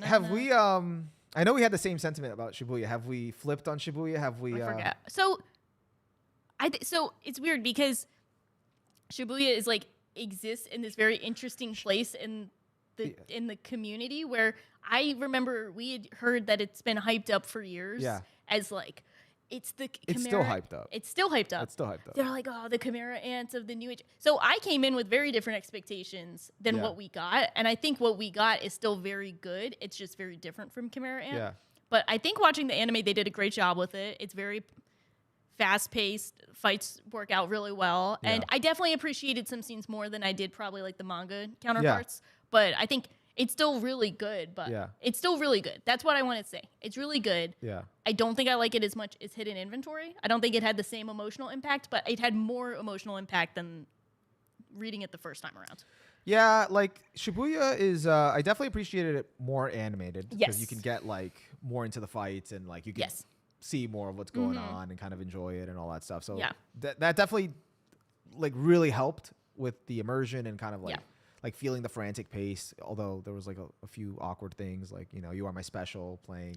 Okay, but that's like, that's one of those things that in real time we're like, okay, that ruined the tone. But in retrospect, I appreciate that because it means Sukuna got an insert song for his accomplishments at the expense of Yuji. And if that's not the most Jujutsu Kaisen thing I've seen, it's the villain gets an OP insert. Yuji doesn't get about shit. that. I'm going to talk about that. I have thoughts. About Sukuna and Yuji. Okay. But see, I think like I don't. The problem I have with Shibuya, again, expectations. It's hyped up as Chimera Ant. I did rewatch Chimera Ant like it's a year ago now, but like I came out of Chimera Ant like, yo, this is a masterpiece. This is a 10 out of 10. What was I thinking? So like to compare that to Chimera Ant it's not the same thing, but that's because Chimera Ant like you get the full story. Yeah. From beginning to end, like it's its own thing. Like it's a whole own epic saga. Whereas Shibuya, I think what makes Shibuya great, or like why Shibuya has a reputation that it has, at least for me, is that it's a catalyst. It's a catalyst for everything that's coming after that. It changes the world order. Yes. And that's why Shibuya is significant. I can't take that away from it. Yeah. Because it's important. Yeah. I think a better point. I think the problem is it never should have been compared to Chimera Ant because the strengths of Shibuya are the exact same opposite of Chimera Ant and vice versa. Yeah. Like Chimera Ant gets complaints for like pacing, narration kind of dragging it down. Obviously, the exact opposite with Shibuya. It's breakneck pacing nonstop. It's fight after fight after fight that are happening simultaneously in this kind of like not controlled chaos. It's just it's entire chaos in like the most populated area of like Tokyo and Japan. So like. It's everything about it is intense, but you also don't get as much introspection as Chimera Ant, which is also fine. It's a different point of view. It shouldn't be compared to that. And I think a better arc comparison for both how they serve in the story and the pacing is a return to Shiganshima in Attack on Titan. Oh, okay. So that's a good one. That one you have like a bit slightly different where like they're going back there, but it's a big kind of like showdown turning point. You got the two different fights going on with like Zeke on one side of the wall, and then you got Reiner and Bertolt on the other side, and there's like and the drama with Armin and like who are they gonna save and like coming to terms with that, and then changes the scope of the series, and that's kind of like the end of part 1, and then you get part 2, and that's what I think Shibuya is it's like they have all the fights going on at some point, and then it's the end of that current era, and then they have to. The rest of the series is essentially dealing with the fallout of Shibuya. Yeah, it's like part 2 of Attack on Titan. Yeah, it's like a new kind of world order, and not exactly the same, but I think it's a bit more comparable. It's more comparable. I like that comparison actually a lot more. Yeah, no. Although I think I still prefer Return to. Well, I probably do too. I probably do too. But I do. But like, not to be down on Shibuya, because I think my problem with Shibuya really is like I mean, I love the Toji scenes. I love Toji returning. Like that was badass. Like, I would have liked a little more time with him and Megumi, but in retrospect, I get it. It makes sense for his character. It makes sense for everything, and it also makes sense with the whole keep moving forward mindset that pretty much Jujutsu Kaisen has. It's like, all right, we got to keep moving. Like we got to just get back to work. More fights to be had. You can't like dwell on things. There's no time. You're gonna die. But like I think I just didn't feel the emotional weight of a lot of what were supposed to be like big emotional moments in Shibuya. Like, as much as I love Nanami, you didn't feel that one. I felt that one a lot more. I felt it a bit. I felt that a lot more in the anime. A bit. I felt it a little bit more. They gave him a whole like dream sequence. That one was that hurt. The Nanami one hurt. I think that one they nailed. Okay. I'm trying to think if I did feel it as much. I'm like, well, did you feel it more in the manga, or were you just saying you would like to feel more from both? I didn't feel it more. I didn't feel it as much in the manga. So I'm trying to think if I felt it more in the anime. So you're just saying you don't really feel it as much in general.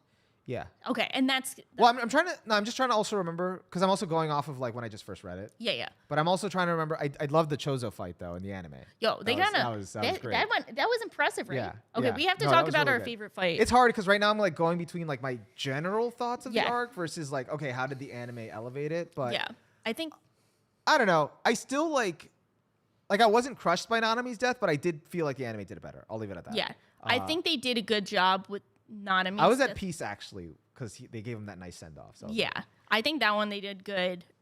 Nobara, I'm still kind of mad about it. Like I'm so torn on that one. Yeah, I feel bad because I'm such a like dumb contrarian, because I'll be like, I don't know how I feel about this, and then a lot of people will be like, oh, like this is misogynistic writing. I'm like, let's calm down a bit. Like let's calm down on that. I wouldn't go that far. It's more of I'm just disappointed. Like. With what could have been done with her and the setup and kind of how they like kind of wrote her off. I think you know what it is? This is where we get into the ultimate conflict of Jujutsu Kaisen writing in general, where we understand why the story is making certain decisions, but we feel like it could be at the expense of other things we find enjoyable. So like using your example of like the emotional moments didn't hit. We know why they have to be so fast paced. Like they can't really linger on certain emotional scenes more, because they have to keep the fast pace of like everyone's constantly fighting and we're in a total chaos and like the whole city is under attack.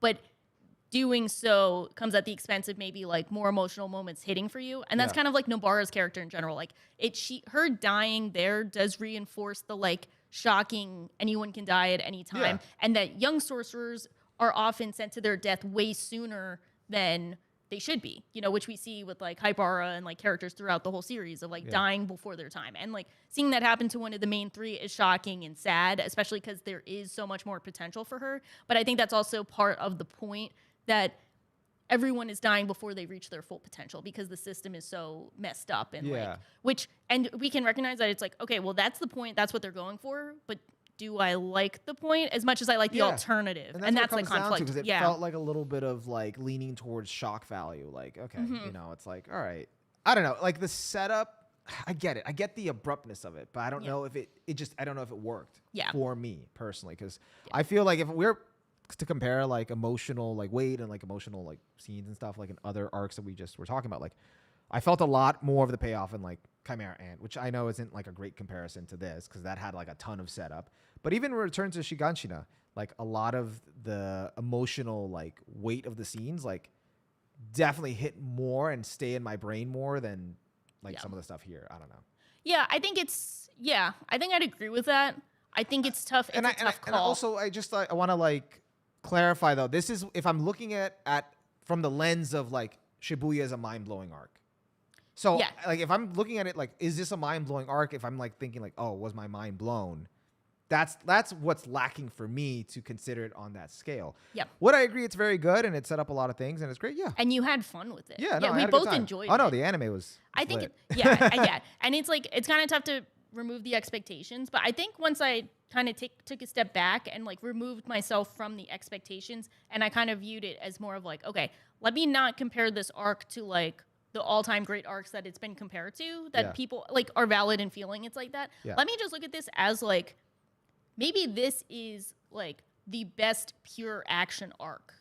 Maybe if I look at it under that view, I think it's a good contender for possibly the best action arc. This is Jujutsu Kaisen's Roman Empire. This is your Roman Empire. Where no, they're literally just fighting like in the Roman Empire. This is its Trojan horse. It's just like they're fighting.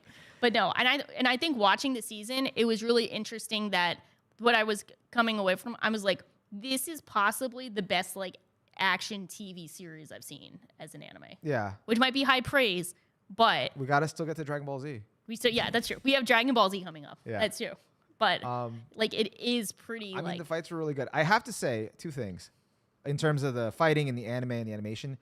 Did not realize how much Todo's hands were fucked up until I watched the anime. Yeah, they got really Manga, fucked. I'm like, oh yeah, he got a little scuffed. You know, got to it's scrape a little burnt. Throw some dirt on it, Yeah. Rub it anime, off. I'm like, holy shit, what? Yeah, he got fucked up. No, he's done. He's not clapping ever again. No, he's not. He's not looking. I like was so upset. I'm like, he's done. He's not coming back. Like, damn. Like, cause in the manga, I'd be like, oh, where's Todo? Like, oh, why isn't he? Just bring him back. Why is he benched? And now it's like, oh no, now I know he's why. benched. Yeah, He's done. Career-ending He's retired. injury. Yeah, he's gonna go chase idols now. I hope he shows up in the if Geji does the idol manga that he wants to do after. I hope Todo is a character. That's all I'm gonna say. But speaking of hands and catch these hands. Yeah, catch these hands because you didn't like Shibuya that much, as much as these other arcs. Listen, it was good. Just kidding. It was good. I agree with you. I really like it. I just like, you know, I'm not offended that it's compared to these other arcs. I was like, it's more of like, I want to feel this way about it, but I'm like, I don't. So I don't know. I think I can respect why people feel it's as good, even if I'm not as hype on it. Yeah. But but if you want pure action, I think it's there. Yeah. And it's really good, but especially in the fights. I think it's also, it makes me realize that like we watch a lot of action series just on a regular basis. Like, you know, we both watch like random action anime and we're like, yeah, whatever, like they happen. It's really tough to really make action itself compelling. Yeah. The way I saw this season do. Okay. And it's like there's so many small details that like I've seen them choose to enhance with like personality that I didn't think was like something that could happen. Like, and it makes it so much more fun to watch these like great attention to details beyond just like the artistry and the craft and the ridiculous spectacle that we saw so often. Like there's so many small details in terms of, first off, the Mecha Maru fight. I never gave a shit about that. No, that was crazy. I never gave a shit about that. Yeah. Like ever. And but they turned all it the into anime references. All the Gurren Lagann. They did a Gurren Lagann and Eva reference episode. That's just like no, that was crazy. That's crazy. And they didn't need to go crazy for that. Yeah. No one was asking for that. And like that was crazy. All right, I might have to bump up Shibuya. Just the anime we're gonna go through it and you're just gonna be like, actually I love this arc. Choso, Mekamaru, what was the other fight? There's a bunch of good fights. Yeah. And then can I actually the Mahoraga fight? And actually, that's what I wanted to say. So we haven't brought up a lot of memes. I just got to say, maybe it's overdone at this point, but I love the Megumi with this treasure I summoned meme. Yes, it is the funniest. The slightest inconvenience. Just like with this treasure I summoned. A girl texts me, I don't know what to do.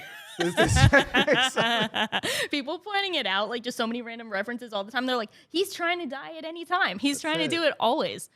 I love that meme. That's such a good meme. Such a good meme. Because like it's something like you thought in the back of your head, but you like didn't like think about it too much because it was just there. When they point and then when they pointed it out, and they're like, "That's right, he does do that all the time." Like every single second, and he's not even doing. He's just doing the hand position. He's just ready at any time. And they say, like, you know, Mahoraga adapting to the like TikTok, you know, not having the songs anymore. They're like Mahoraga adapting to that, just like the editors. Oh my god, that's so funny. That fight was crazy. That was really good, and that was like 30% output of the anime. Okay, apparently they walked that back. It's not literally 30%. It was an it's hyperbole. Yeah. But still, I was like, I watched it. I'm like, I see no issues. It's one of the best fights I've seen. Yeah. It's just insane. And then the fact that we get like that, and like I like that we get the big like citywide destruction fights, and then we also get like the Yuji hand-to-hand combat fights of like him and Choso, and then with the neon lighting. That lighting was The so lighting cool. was amazing. Oh, that was so cool. Like I've never been cinematography snob until this season of JJK. Yeah, now I'm like, oh my god, the lighting. Cinema. Have you seen that? Like the Sukuna. I love that meme. Sukuna. Maybe I gotta walk back my rating. Of You know Shibuya. what's gonna Maybe I gotta happen? Bring it up. You know what I think we do need to do, both of us, because I don't think I didn't do this. I don't know if you did. Maybe you did it for half the season. We probably need to sit down when the Blu-rays come out and they undim all that stuff. Oh, We have to. I did hate that fight. Yeah, when they dimmed all the dimming's stupid. But we sit down and we got to binge the whole series. Yeah. I think this is made to be binged, and since we watched it weekly, we cannot fully appreciate it. Let's get the Blu-ray. Yeah. And we'll watch it, and we'll do like a panel side comparison. Which one did it better? Yeah. And then we pick panel. And then we pick the anime every time. Manga. Yeah. Just kidding. Yeah.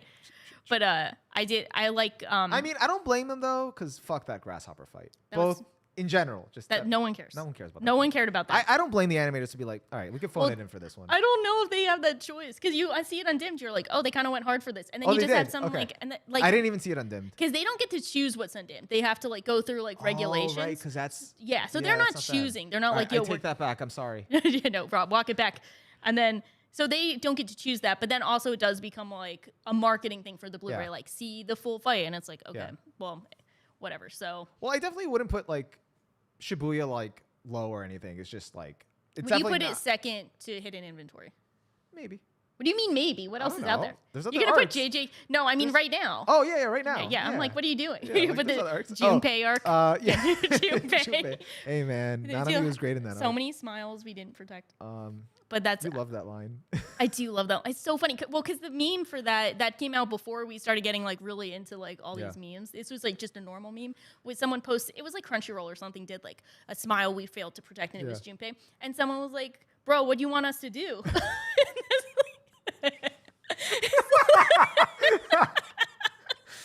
love the framing of that. Like, it's funny. Like sometimes I don't know the memes for things, and like I got really into Guts theme. Yes. But I never knew the meme for it, and I looked it up. And then I didn't want to laugh at it because I actually really unironically love Guts theme. Me but too. The meme for it makes it so much better. Like it's like I don't want to be horny anymore. Guts theme.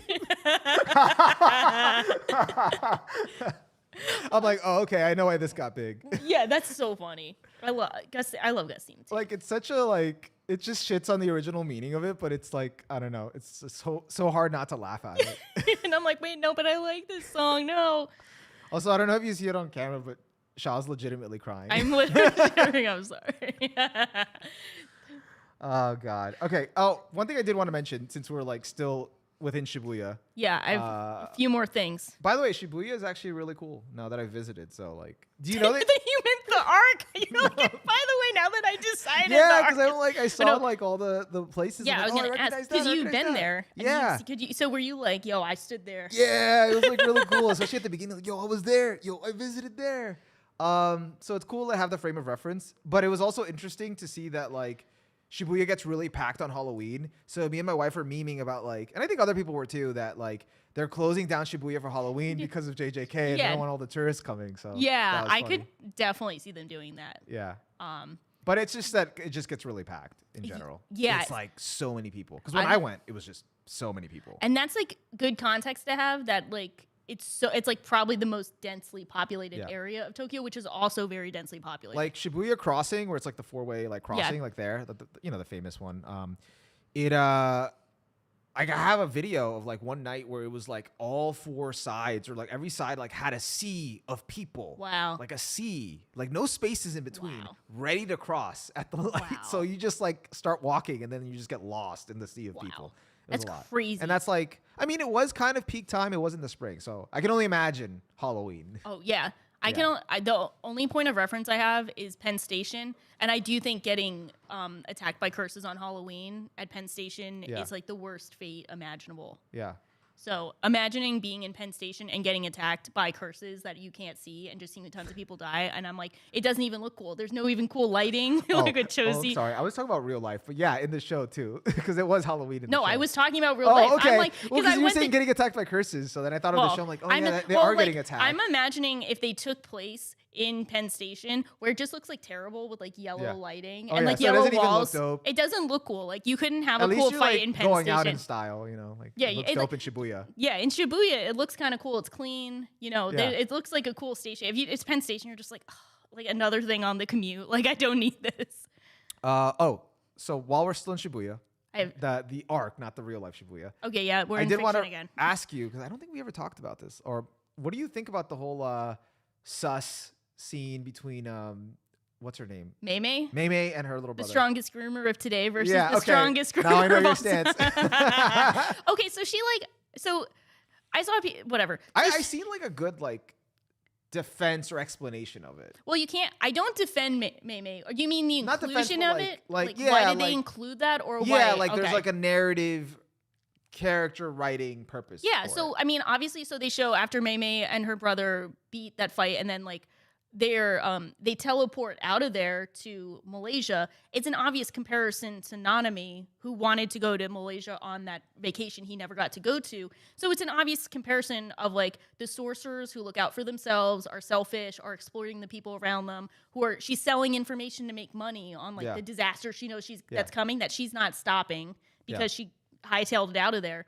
She succeeds. Nanami, who's risking his life, gets majorly messed up. He's burnt, and then he's dying, and he's miserable, and he never got to go on a vacation. So like, really plays into the theme. Yeah, I guess for the exact sussery of Maymay, I think it's fine to show that she's like really exploitative and terrible. So there's no room to doubt that. Well, that and also being inbred with her little brother. But I heard that's also part of the exploitation, because like she wants to keep using him as his powers, and I'm like, okay, that makes sense. She just throws him a bone. Yeah. Keep him wrapped around their finger. But like in that fight, she's like, "Would you die for me?" Like she's literally would like sacrifice his life for her own. Yeah. So I think it highlights that context came to me like later once I was like reading about it, but like during when I was just like reading, I'm like, why is this in here? Did you also get the same feeling, or did you instantly like piece it together and we're like, yeah, okay, I get this? I think I got it, but I thought of both. I'm like, why is this in here? Did we really need this? And then it's like, okay, because it didn't really fit with like anything like. I think it kind of came before. I think it's just the Malaysia comparison that really helps bring it to light. But I don't know. It's kind of it's worth looking at, because like Maymay's not really that important of a character in the long scheme, but she's also could be. So it is kind of just being like, hey, look, here's one of these guys we got, very morally gray, more bad than not. But she's also constantly working with the good guys. So I think it's a good indicator of like, here's a normal, maybe not normal, but like here's a good indicator of the here's one of the good Jujutsu sorcerers that's not a good person. Yes, exactly. So like kind of make it feel more of like sorcerers are kind of morally neutral. They could be good or bad at any time. Yeah. And like just because she's working with the good guys doesn't mean she's a good person. Yeah. I mean, I did hear like a murmur about it in the community when it was like animated, but then it was like then it was gone. And it was like, okay.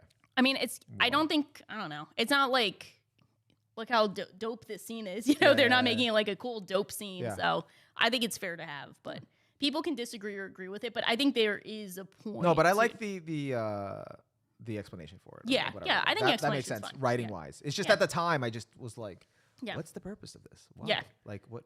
Giga, what are you doing? I did see an edit of her and Hisoka fighting with the strongest groomer of today versus the strongest groomer of history. That's really funny. And so as long we do have that meme, so the scene is all forgiven. Yeah, and then you like once you like you kind of I don't know, once you've already been used to like morally neutral characters and having them as your favorites, it's like okay, it's just more of the same. So if someone had Maymay as a favorite because she was like one of the few older female characters we got that was really good looking, and then they got this. Sorry that they got done dirty like that, but sorry if you waifu'd her, but got hit by a life food, I guess. Sometimes, you know, your waifus have a few red flags and you gotta pick and choose. you gotta do you lock in with the red flags or do you circle ride back? Or die, or just, you know. How ride or die were you? I can change her. I can fix her. Depends how much work you want to put in. Yeah. That's funny. Right. Okay. One more thing. Since they had the sealing episode, the seal Gojo getting sealed, that episode, I think that's my favorite in season 2. The way they did the memory scene with that song, really like that. It made me it made me feel sad. Yeah. I'll just say that. Way too sad. And that came out as the same week as 236. Yeah. Probably intentionally. That was like the worst week of all time. So that was awesome. I feel like what amplified it was like if you were a manga reader, like because if you're like just a weekly watcher and you're just seeing like the footage at the beginning, you're like, oh, okay, cool, like maybe he's gonna die, maybe not, but the fact that you like like if you already read it and you're just like, I feel sad. It's like fuck, they're really trying to pull out the heartstrings. Yeah, I need like Geji's timing for certain things is either so intentional that he's insane and crazy in the best way possible. Yeah. Or it just kind of works out that way because when Nobara's first introduction episode happened, that's when he killed her off in the manga the same week. And now we got the Gojo chapter and the Gojo episode. And we have another funny timing later on, but that's crazy. Wild. I think he's a troll. I think, how is he planning it out though? Maybe he is the planner. Okay. I mean, you know, he probably has a schedule and I don't know. That's tough. That's like 5D chess right there. Yeah. Like that he has like, all right, I'm going to get to this chapter. By the time I draw this, you know, that's when the anime episode airs. I don't know. But maybe that's why they took the month break for the Gojo thing. Yeah. Maybe they took the month break to give him time. I think the animators needed the time to animate, but maybe Gege was like, hey, it works out. Maybe he took his break to line it up. I don't know. But we'll anyway, what is your favorite, before we move on, what's your favorite Shibuya fight? Is it the Choso versus Yuji one? This is tough. So anime-wise, like... Just the anime. Yeah, like, no, because like in terms of animation, Choso versus Yuji. In terms of the manga, the Toji fight. The Toji one was your favorite? Yeah, that's awesome. The one who left it all behind. What do you think of the rabbit fight? The way they did the rabbit fight? It was so funny where the little rabbits are fighting him. Toji, where they're fighting Toji? It was funny. Actually, my friend sent me a really funny edit with Megumi running from like Toji and like Toji like throwing the truck at him, and then but they redubbed it to like be like they're playing father and son are playing catch, and then he's like, Dad, what are you doing? I was like, come on, son, let's play catch. Are you winning, son?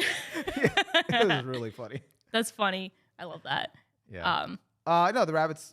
That's cool. A good example of how like it felt so fun. Yeah. Where they have the rabbits doing kung fu at him. Yeah. No, that was really cool. Yeah. That, like the small details of like that. I remember when they had the Sukuna was fighting Jogo and he was like right next to like a thermostat and they just showed that shooting up when everything was heating up and like the hands on the building looked cool and like when Sukuna's fighting Maharaga and he like gets thrown into something and he comes out with like popcorn.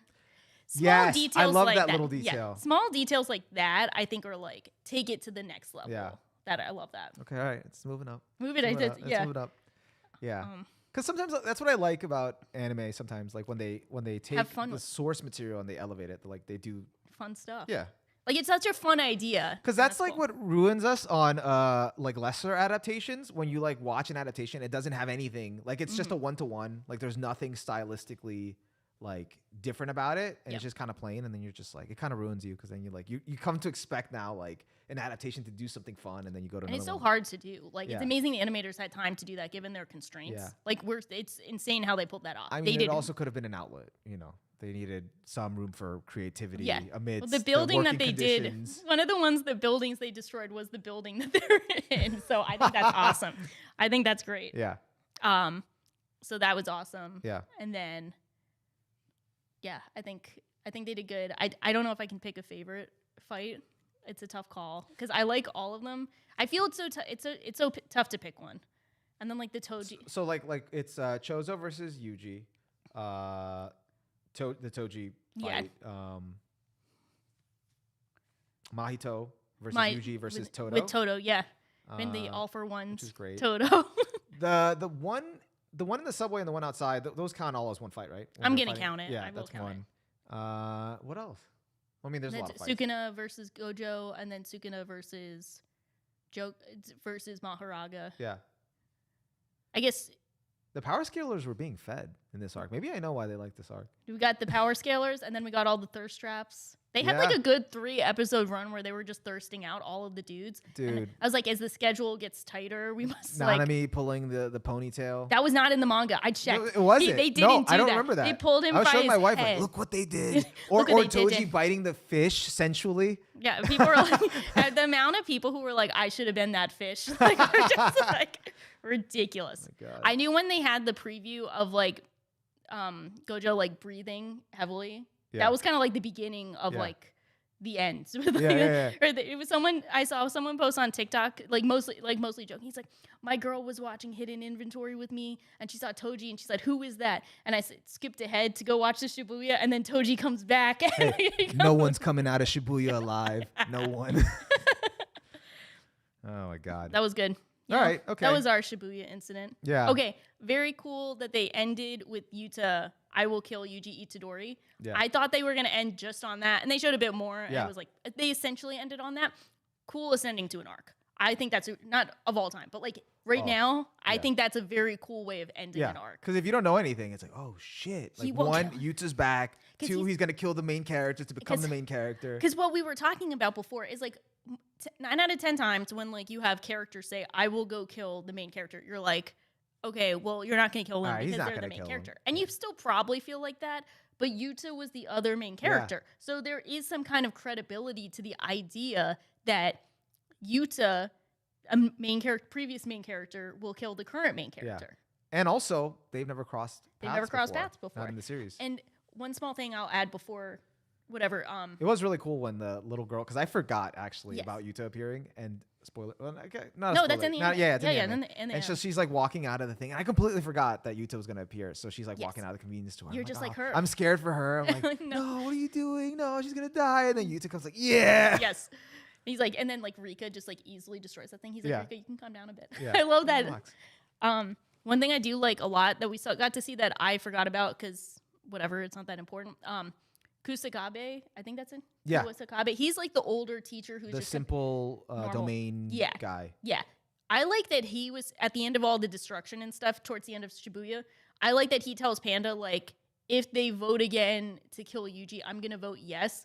And I think there's some credibility to him saying that because he's not just like a hater. Like they got to see firsthand how Yuji Sukuna's destruction. Sukuna's destruction. So I think it's interesting to kind of show a bit more credibility to the idea of killing Yuji, where they're not just like old people haters. Like he does actually pose a threat and his existence has resulted in 1,000 people dying. Yeah. And that gives Yuta a bit more credibility in that role of like, okay, we got to put him down.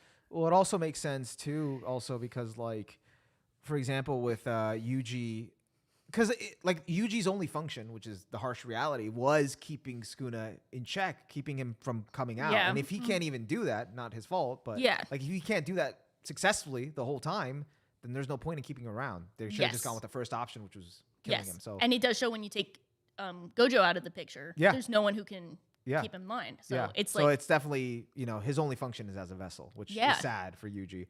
But not for us, he's RMC, but for them, he's a vessel. Yeah.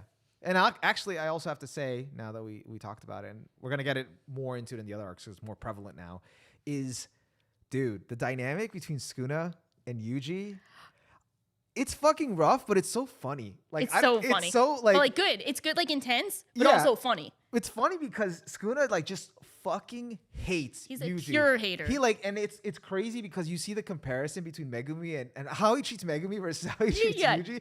And he's like, fuck you. You're a piece of shit. You're worthless. You haven't done anything. You're not special. Like Sukuna will do everything to just fuck over Yuji. And it's just, it's so funny how savage it is. I think that's really what it is. Because he doesn't really do that for most other characters. No. He doesn't actually give a shit like about he has anyone. like a special level of hate for Yuji. And it's funny because you see that in the fandom. Because so many people are like, Yuji's not even the real main character. He doesn't really do stuff. And seeing that almost referenced through Sukuna is so funny and meta. Yeah. Like, he's like a JJK reader who doesn't like Yuji. Yeah. And it's so funny. It's really, really funny. And it just only escalates, like it only amplifies more in the subsequent arcs. So I just, but it just felt like a big fuck you, especially when like, Sukuna just like stops everything to run to protect Megumi, which is like, no, this is my better vessel that I've been saving. Yeah.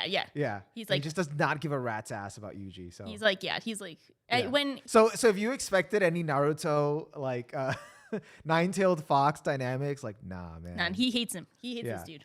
Yuji just keeps getting dealt a bad hand. Yuji had the worst night ever. I saw this very cool edit of they did like the JJK the Shibuya timeline by like timestamp. Yeah. And they put it together. I'll show you later. I don't know if we get, but they put it like rapidly, and you can see it's like 4 hours. The whole arc takes place over 4 hours. That's crazy. Yeah. Really, just 4 hours. Yeah, and that's why it does get the like palace invasion comparisons to Chimera Ant, because like it's like, oh, it's all in one night. It's all like 30 minutes. See, I guess when you think about that, that explains a lot of the franticness. Yeah, so it's fitting. It feels like 4 hours. Because I thought like the whole Sukuna's rampage was like over a night. I didn't think it was no. He did that in like 30 minutes. He did more damage in half an hour. It took me longer to drive up here than it took him to. Yuji blinked and all that shit went down. He really blinked. Like, he just kind of had a bad fight in the bathroom. He wakes up and all this shit happened. I like how they show that too, of oh, here's all the things I just saw. Yeah. Well, weren't they shoving fingers down his mouth? They were. It wasn't his fault. No, I know, but I think that's the last thing he remembers. Yeah, that's tough. They were shoving fingers down his mouth, passes out. That also sucks. That's just, that's kind of not a good night. Yeah, who wants 15 fingers? Okay, can we say something that the way people I've seen refer in power scaling of 1 finger Sukuna versus 15 fingers. This is the gayest way to refer to power scaling. I think so. The gayest power scaling of all time. But if Yuji has 16 fingers versus 10 fingers, it's so gay. That is so gay, right? Good, all love, but again, gay. The power scalers need to be fed. So do the fangirls. So the best of both worlds. Cinema. Make a power scaling with fingers. Oh my god, I've seen that too. I've seen that on the power scaling stuff. They have finger. This I'm this again, is so the balance. The balance is equal. Okay. Yeah. So this is the time. We're going to talk about. So Yuji gets more powerful by gaining more fingers. Todo gets less powerful by losing his fingers. Yo, the power scaling is next level. As a My Hero Academia fan, how did you feel when Todo got all for one? Dude, that was amazing. How great was that? That was amazing. I think I saw the edit first before I watched the episode. I'm I gotta watch this episode. And then because I thought the edit just sort of tried to make it seem a little bit more like My Hero Academia. I thought it added some lighting or some effect. No, I watched the episode. I'm like, yo, this is legit just My Hero Academia. That's such a cool, I don't know if it's a tribute. I think it is. Yeah. It's a cool tribute. They took that scene and made it so epic. And I love that. I think at the end of it, it didn't do anything. Or it barely did anything. He didn't do anything. He sees his idol. It just did it. It was great. That was amazing. That was cinema. That was cinema. That was theater. That was peak cinema. Yeah. Okay. I guess what? Yeah. Anime Shibuya. You keep going. Now that we remember Shibuya. Yeah. You are my special. I think it's tough too, and it is kind of close to hidden inventory. I'm gonna give it some flowers. We'll see. We got a few more arcs to go. Okay, so what do we got? So are we gonna? This is the manga time. Spoiler territory. This is it. How is chat? We're in the end game. How's chat? Are they well behaved? Somebody said that Todo can still clap. Without a hand. Yeah, I did see that clip where you're like, where's his hand? How did he clap? Where did the clap notes come from? All right, so we got a few more arcs. Are we gonna count this next arc as so spoiler territory? Are we gonna count this next arc as one arc? Are we gonna separate perfect preparation, or are we just gonna count it as a sub arc? Because there's technically 2 arcs before this next one. I don't know. Because if we count it as one, that leaves 2 arcs. It's really 2 arcs. The current one and then let's do the sub arcs then. Okay. I guess we'll just do it for the sake. Because it's Yuji's. So spoiler territory officially. The next arc is Yuji's execution, which is 6 chapters. It goes by quick. Perfect preparation, which is 8-ish chapters. And then Culling. Culling games, which is fucking long. Yes. So we're just and that's most of the series. That's most of it, and then Shinjuku Showdown, which is the current arc. Okay. Yeah. I'm glad that's a different arc. That's a different arc now, right? Yeah, that's after Culling games. Okay, cool. So this is a spoiler time. Yeah, because when Gojo's, well, we'll talk about that. So spoiler time. This is the spoiler manga time. So I don't know if it's fair to kind of rank Yuji's execution arc because it's sort of like a lead-in. Yes. Both are a lead-in. Both are leads-in. To Culling games. But the one that actually has the most significant stuff happen is perfect preparation. Yes. I just call it the Maki arc. Yeah, the Maki arc. Yes. Let's do that. Because Yuji's execution, they just kind of meet, and then Yuta's It's actually kind of interesting because it is it's super short. So yeah.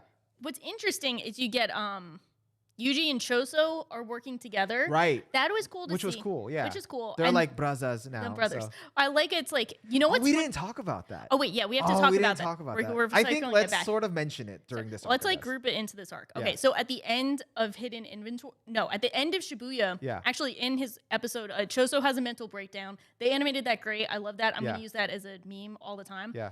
And he starts, and they do that, he's seeing memories that don't exist, which was really cool. And I like how they did that with the TV. In the manga, it really threw me off, and it was just I wasn't sure what was happening, but in the anime, it was because we knew what was going to happen. But and they did a good job. They did it better. Although my wife was still lost, so I had to give her context. I was like, oh no, they might be You'll see. You'll see. That is a big like you'll see moment. Yeah. Even like at all times you're like, okay, I that was was watching weird. the rest of Shibuya and I'm like, why is he still calling him brother? Like Brother. What is Yeah. the context here? Yeah, and is then he deluding himself? Is this a Todo thing? and that's the kind of a cool thing. They kind of do this multiple times. Is like they'll have a character do something and it's kind of goofy and silly the first time, and then they do it again.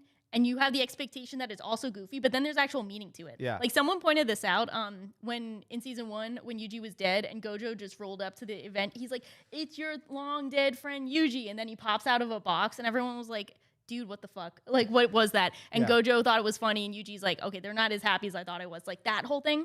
Someone pointed out when Ghetto shows up and tricks Gojo, he's like, "Not so funny when your long dead friend shows up, is it?" It's like the exact same thing. And then, of course, we find out it's not actually Ghetto. It's another person who isn't named in season 2. Yeah. Until the end of season 2, we find out from Choso after his mental breakdown that the person in there, that body was the same guy, that Kamo Noritoshi or whatever, who was known as like the worst sorcerer of all time, who did the cursed wound painting. So like essentially Choso's dad, and then Choso felt a connection to Yuji, who has apparently might have his blood. Yes, does have his blood. Has a blood connection. We're like, okay, okay, this is weird. There's some. Okay, I'll mention it later. Yeah, because he might be Yuji's mom, but we'll talk about that later. I don't know anymore. But it is. Well. I have questions. I have questions about the recent stuff. Okay. So we find that out, and that's kind of like the big thing we end on with like season 1 is then like the person in Ghetto, fake Ghetto, is like, okay, time for the new world. Bye, everyone. And they actually added another cool fight scene for that, which was way longer than I anticipated. So now, so Choso is working with Yuji, and then they bring Yuta in to kill Yuji, and also Naoya, who's the head. The head of the Maki's clan. The head of the Zenin clan. The Zenin clan. Yeah, the king misogynist of the series. Yeah, he sucks. He literally is just kind of like saying like women deserve less. Like he literally said that pretty much word for word. Super. Yeah. Super explicit, heavy-handed. Yeah. It's no. So then they all come together, and then like Yuta wins. So Yuta kills Yuji, and then brings him back to life, but he technically killed him. Right, yeah. So it was a fake out, and then it's like, all right, I'm not really going to kill you. Yeah. I don't really kill people. Yeah. You know, so. Yeah, so that was cool. Yeah. So now we know. And it was like, kind of like confirmed what we already thought. He's not going to kill him. Yeah, but he had to like he kill him. had to fake it. Yeah. Like, kill him. Yeah. And then that was kind of it. And then it kind of leads into that arc, which leads into the other arc. But then, I don't know. I mean, as an arc itself, like it was cool, but I think it serves its function well. Yeah. It serves the function well, but there's also not that much to it. It's like it's like the Zoldyck family arc. Yeah, it's not a bad arc, it's just there. So it's like I would group it with like the first few arcs. It's like a foundational arc. Yeah. That's not a good way of putting it. So then the next arc, the Maki arc. Maki arc is great because we get the gang back together, and then everyone has to go like do their stuff, and then we have to reconvene. Yeah. So Maki is sent back to the Zenin clan because the Culling games are announced. Yes. I think in that but they haven't happened yet. Yeah. So then Maki is going back to the Zenin clan. She goes fucking crazy. That's like an amazing couple of chapters. Yeah. Like that was wild, where you don't really expect it, but like her and Mai's like send off.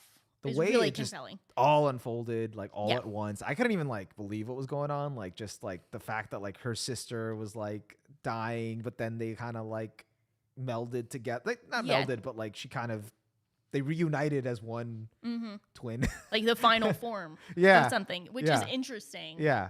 Because I think her sister's powers like construct and then I don't know. I don't know. So she got her full cursed energy, which was like causing like her not to have the full scope of her heavenly restriction like Toji had. Yes. Then she kind of like becomes perfect Toji. Decimated the fucking Zenin. Like, do you think? I feel like that was also like a Kill Bill reference, like some of the scenes. I saw some of them as like where someone pointed out like the framing is like a Kill Bill reference, which is cool. I love Kill Bill. Yeah. 1 or 2? One. One.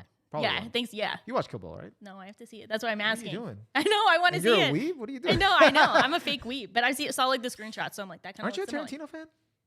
I don't know. I mean, I am. I've seen some of his stuff, but like. But not like. I'll have to sit down and watch all of his stuff. Yeah, I'll do. Yeah, we gotta do Kill Bill. Come on. Yeah. Like, at least part 1. You know, it's got Linkin Park. It's got anime in it. Okay, we're there. Yeah, we're there. Like Breaking the Habit, I think was for that movie, or at least they did a music video.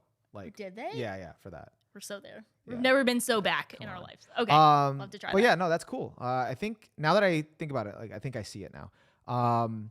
But yeah, no, then she like ran through the whole Zenin clan. And what was the deal with her mom? Was her mom trying to like hated her? So her mom and dad. I wasn't sure about that scene. Okay, so what happened was like I read it back a few times. I'm like, oh, okay. So I think her mom was like just a bitch and like was trying to like sell her out. Yeah, her mom even till the end. Yes, hated them and was like, I regretted giving birth to you guys, kind of thing. And then she's the one who kills Naoya. Oh, so she's the one. I was confused. Yeah, I was confused. So she kills him. If Maki killed her mom, or if her mom, like I was confused. She was dying. I think I don't know. I have to double check. But anyway, the important takeaway from all that is that she kills Naoya. So she kind of redeemed herself. No, well, yes, sort of. No, I don't know. I don't think she redeemed herself. But the point is her killing Naoya. Why can't I say his name? Naoya. He doesn't matter. Naoya. He doesn't deserve to be properly pronounced. Yeah, that's a good point. Her killing him with a knife means she's not killing him with a curse technique or cursed energy, which means he can come back as a cursed spirit. Oh. So because right. That leads later. So that was the main takeaway. Also, Maki became like final form Toji, and that's another thing where we're talking about where like everyone. The funny thing about Naoya, I will never say his name. It's okay. Naoya. It's okay to mess up. His name. He is like the epitome of like everything kind of wrong with like Jujutsu he's sorcerers. Like literally what Hidden Inventory was talking about. He is the perfect.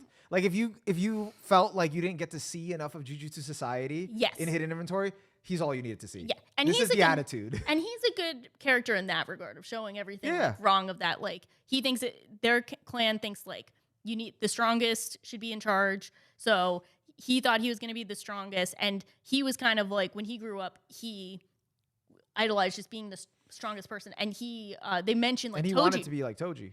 Kind of, even though Toji... that changed his perspective because he was like, oh, this dude who doesn't have cursed energy, how much of a bitch is he? And then he sees Toji and he's like, wait, he's the coolest dude ever. Yeah.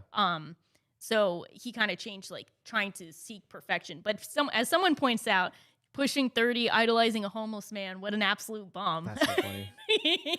And he bullying got wrecked. Teenagers. He got wrecked by someone that is just like Toji. Yes. So someone that achieved it. And there's also a woman because he also hated women. So he really got his ass beat. Yeah, he did. By his ideals and reality. What do you think of Maki's new character design? I like it a lot. I think it looks dope. So I think it's dope, but I started being afraid of like, I had this thought yesterday actually. I'm like, wait, what if I think it looks dope, but once it gets animated, it looks more like Toto's hand? Where I thought like she looks like a little scuffed, kind of like a Zuko look where it's like, slightly burnt and it looks like, like a mark. But it's actually like rotting flesh. I don't know if they can animate that. It's for every frame. The animators be like, this is really annoying. No, we're gonna just do a little squiggles. And like, what if it doesn't look as cool animated? What if we're just mistaking this for? I think they can make it look cool. What if it just looks very grotesque? Maybe that's the point though. Yeah. But I think she'll look cool. No, but she does look cool. I think she looks cool, and I think it was very cool. It was a very cool arc, and just like seeing her get to do that, I don't know if it's catharsis, but it was pretty dope. And it's cool to see the comparisons between her and Toji's character. I see some people calling her literally Toji, and I think that is not accurate because I think if she is she like more powerful than Toji? Because you do say she's the final form of Toji. So like people say, I think I saw a line that someone said, I think she's supposed to be considered stronger than Toji. Okay. I think I saw that. All right, that makes sense. Yeah, I have to double check the way they frame it. Because she has like the power of both twins. Yes. Well, she has also the cool sword that Mai became, the soul sword. Yeah. So because Toji broke his weapon when he came back. Because she was using one of them was using his weapon, and then he kind of she was using the nunchucks, and then he did that thing where he he's like, oh, that was hype. That was hype. Yeah. How do they keep doing it? They keep doing it. They make it so hype.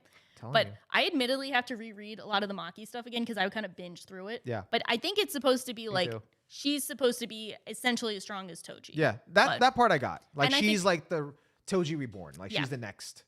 Yeah. And I think that it's interesting because Toji obviously fell to the bottom of society and gave up on everything because he was so demoralized by his clan and life and stuff. And she did the opposite. Yeah. So I think she's supposed to be the answer to Toji's in a way character she's better. arc. Yes. Yeah. But it's cool because Toji let himself become a piece of shit. Yes. And she did it. Yes. Because there's a cool line in it that was like, Mai was like, back in season 1 was like, why didn't you like sink to the bottom of society with me, kind of thing. Like, Yeah. why didn't you like give up on like trying to be the best in our family when you don't have cursed energy? Like, why didn't you just accept your place in life? And Maki's like, that was probably the correct answer that I should have gone with. But like, obviously she couldn't go along with that. And because of that, she found new heights and new sights that she's supposed to see that only she could see. And I think that's that's possibly like the themes of the series in a whole. Like finding the heights and pushing yourself and seeing a view that only you could see with your unique skill set. So that's possibly the theme of the series. Gege's preferred female character. The only Sorry, one. Nobara. They left them all behind. Yeah. No, but that makes a lot of sense, especially like because I also like too that like when she in the previous arc in Shibuya when she saw Toji, she was like wondering like who the fuck is this guy? Yeah, No cursed he's energy. stronger than me. She saw like the heights. And Yes. so like like then she reached for it because she was just like he's doing like what I can do, but so much better and like this is actually possible. This is a reality. Yeah. So I thought that was really cool. Yeah. That influence that it had on her. Yeah. But yeah, no, I think it's more telling of her story. It's more empowering that she was able to do it differently. Yeah. And that's like pretty much the next generation that Gojo wanted to raise they up. have in that color page. Like she's one of the people. Yeah. And I think that's really cool. Yeah. And so I feel like the themes really start to come together more in the post Shibuya, like in these arcs. in the Culling games. Yeah. It's all the culmination. Yes. Yeah. This is when we're getting into the real sorcery fight has begun. Yeah. Yeah. So what did you think of her like killing all the Zenin though? So do you think like deserved? Like, do you feel like a little mixed about it? I mean, I don't feel bad for them. I don't feel bad for them, but more of like here's the caveat: killing other humans, like versus like killing, No, I mean they should spirits. Like, here's the thing: I think it makes perfect sense for her to wipe out her clan, but in the grand theme of the grand scheme of the story, we should probably see some repercussions for that. Yeah. That's what I would like to see. Because I'm asking like thematically, because like in other stories, like obviously it depends on how a story treats it. Like in other stories, they don't bat an eyelash if a character's a murderer. But in other stories, it's like, oh, they're a fucking murderer. This has repercussions. And I feel like Jujutsu Kaisen is one of those stories where it's like, this obviously has some significance. Because they've made such a big deal out of like, killing indiscriminately or just killing other humans in certain instances. Or like the weight of that it's like, I think it should have repercussions because she killed the Zenin clan, not because she killed sorcerers. Gotcha. Because we're seeing in this age of chaos that Kenjaku brought upon, that everyone's just killing sorcerers or just killing sorcerers. Yeah. They're just indiscriminately killing sorcerers for the love of the game. Yeah. Like that's what the Culling games is about, is the love of killing sorcerers and finding out who's the best. And it's a true, like, I don't want to say meathead celebration, but it's a true, like, spectacle of power and pushing yourself and trying to achieve heights that have never been achieved. And that makes sense. Kind of meatheadish in a sense. Yeah. But it's kind of like... And I think you make a good point with the sorcerer thing. That makes sense in my head. And that's like fair game. You're playing the game. You're in the game. And it's survival. It's really you kill them or you get killed. Yes. But I think this might just be my own confusion with when I was reading it. I think the point where I questioned it was because I thought she killed her mom too. Yeah. At the end. And I'm like, all right, not really a sorcerer, kind of a little bit like, so I wasn't sure how to feel about it. But if she didn't kill her mom, then I don't know if she did. Yeah. I don't know. It's a good question. Who knows? Her mom kind of deserved it though for selling her out. No. She definitely deserved it. But if we're going with the whole losing your humanity thing. Well, they do have that one line at the end where she's like, Noya was like, don't you have a heart? And Maki's like, she took her with her, which is an interesting implication that she's just kind of a killing machine now, which she might as well be. What if she is just a killing machine? Yeah. Like, obviously there's some discrimination towards it, but maybe she's just doesn't feel bad about it anymore. I don't know. It's a good question. Yeah. Because then we'll move on to the next arc. Yeah. We'll see. Yeah. So then we have the Culling games, which is the most exposition we have for anything in the series. And it's just describing that, like, Culling games is like Greed Island, but like not really. It's essentially you just get like tournament arcs in different locations in Japan, and it's like okay, all the sorcerers are just. I meant like in terms of the exposition, like it feels like it's all like all over Japan, so it's not like you're going to teleport it to somewhere else, but because you get all these rules and all these like pretty much like this whole thing, it's like it feels like it's a whole separate thing. Yeah, that makes sense. Yeah, it feels like it. It feels like its own separate thing. It's interesting. Someone compared it to like. There's this like Buddhism thing. I have to look it up again, but there's like some real life comparison thing of like. I really haven't looked into the Buddhist. I've seen some interesting Buddhism JJK. themes. Like I hear like it's very Buddhist. There's a lot of it, and I just haven't looked into it. Which is really cool. Yeah. It's especially because it's not like common knowledge, at least in America, Yeah. like Buddhism, specific Buddhism themes. Yeah. But something I have to look it up again. I'm not going to even try and quote it, but Yeah. it's interesting to see the Culling games supposed to be of like all this like cursed energy gathering and everyone fighting, and then like whoever remains on top like becomes stronger because of it or whatever. Yeah. So then we just get to see all of our characters fighting, trying to create rules to free Megumi's sister from being stuck in her location, so to speak. Okay. Like Culling games also can like be broken down too into like various The fights. little.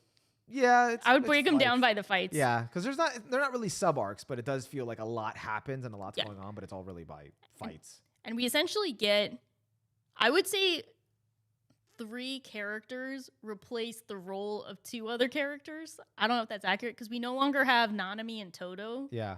But so now we get Higuruma, and then we get Hakari, yeah. and Choso Yeah. for Yuji. Those are kind of Higuruma is Nanami, Yeah. Hakari is Todo.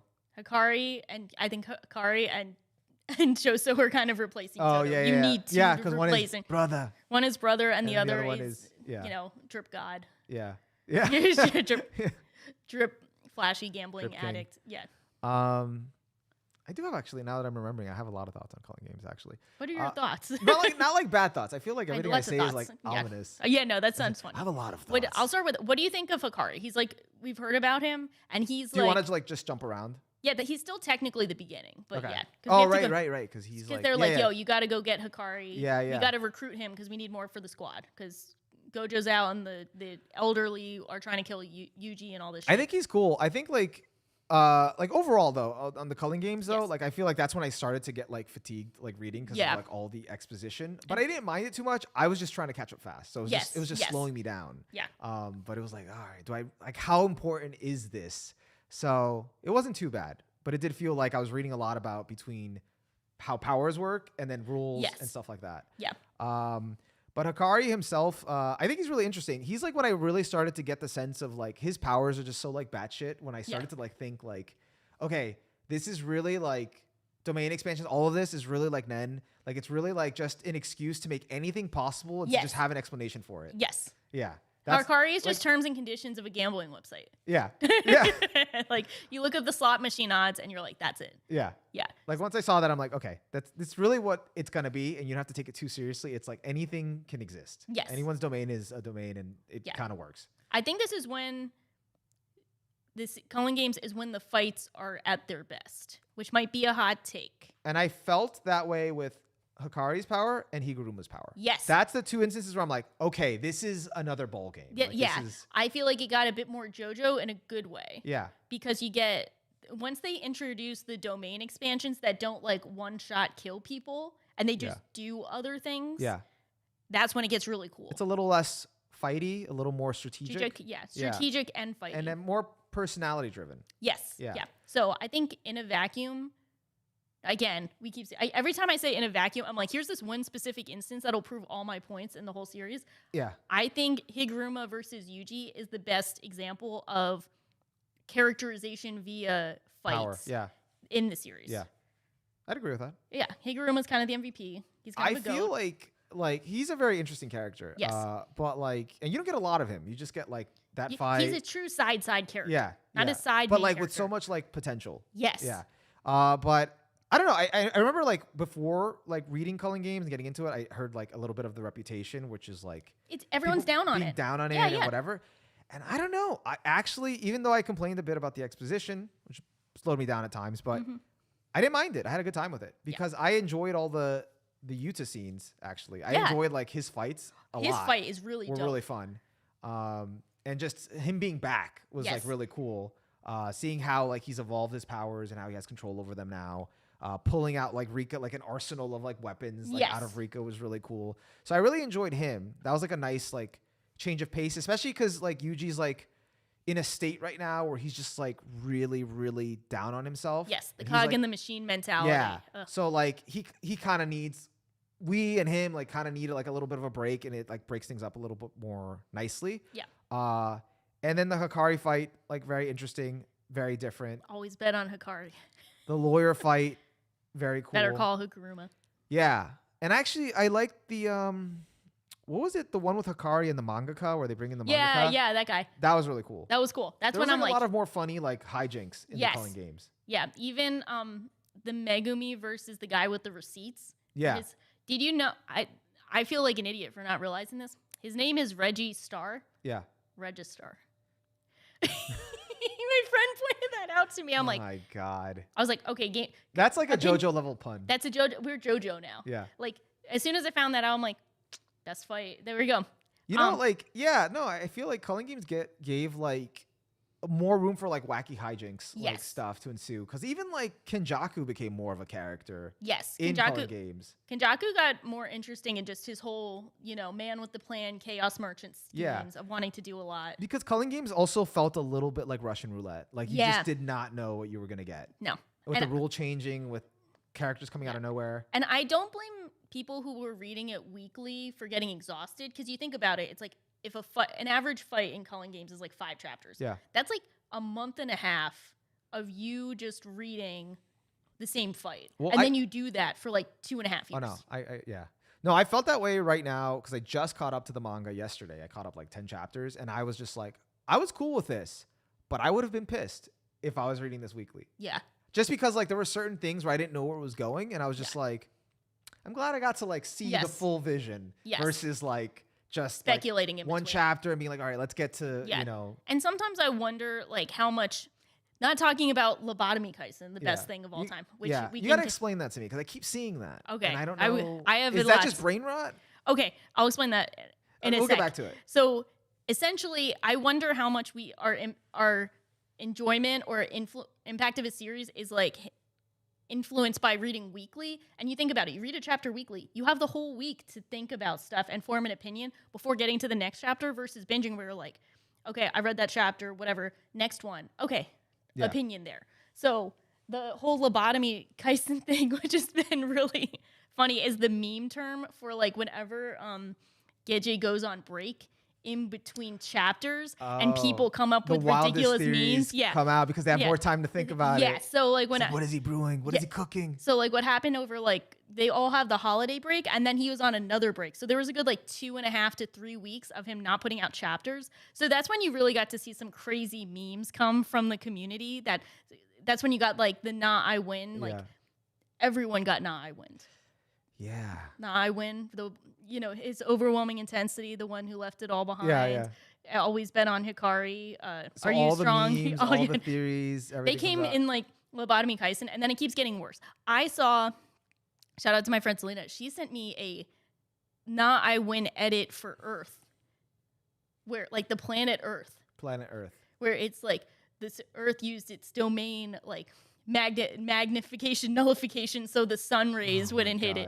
And it's like, for God's favorite planet, Earth, I alone am the inhabitable one. And then the second half of it is just like this like hype edit for Earth showing like trees and shit. And it's the funniest thing. Ridiculous.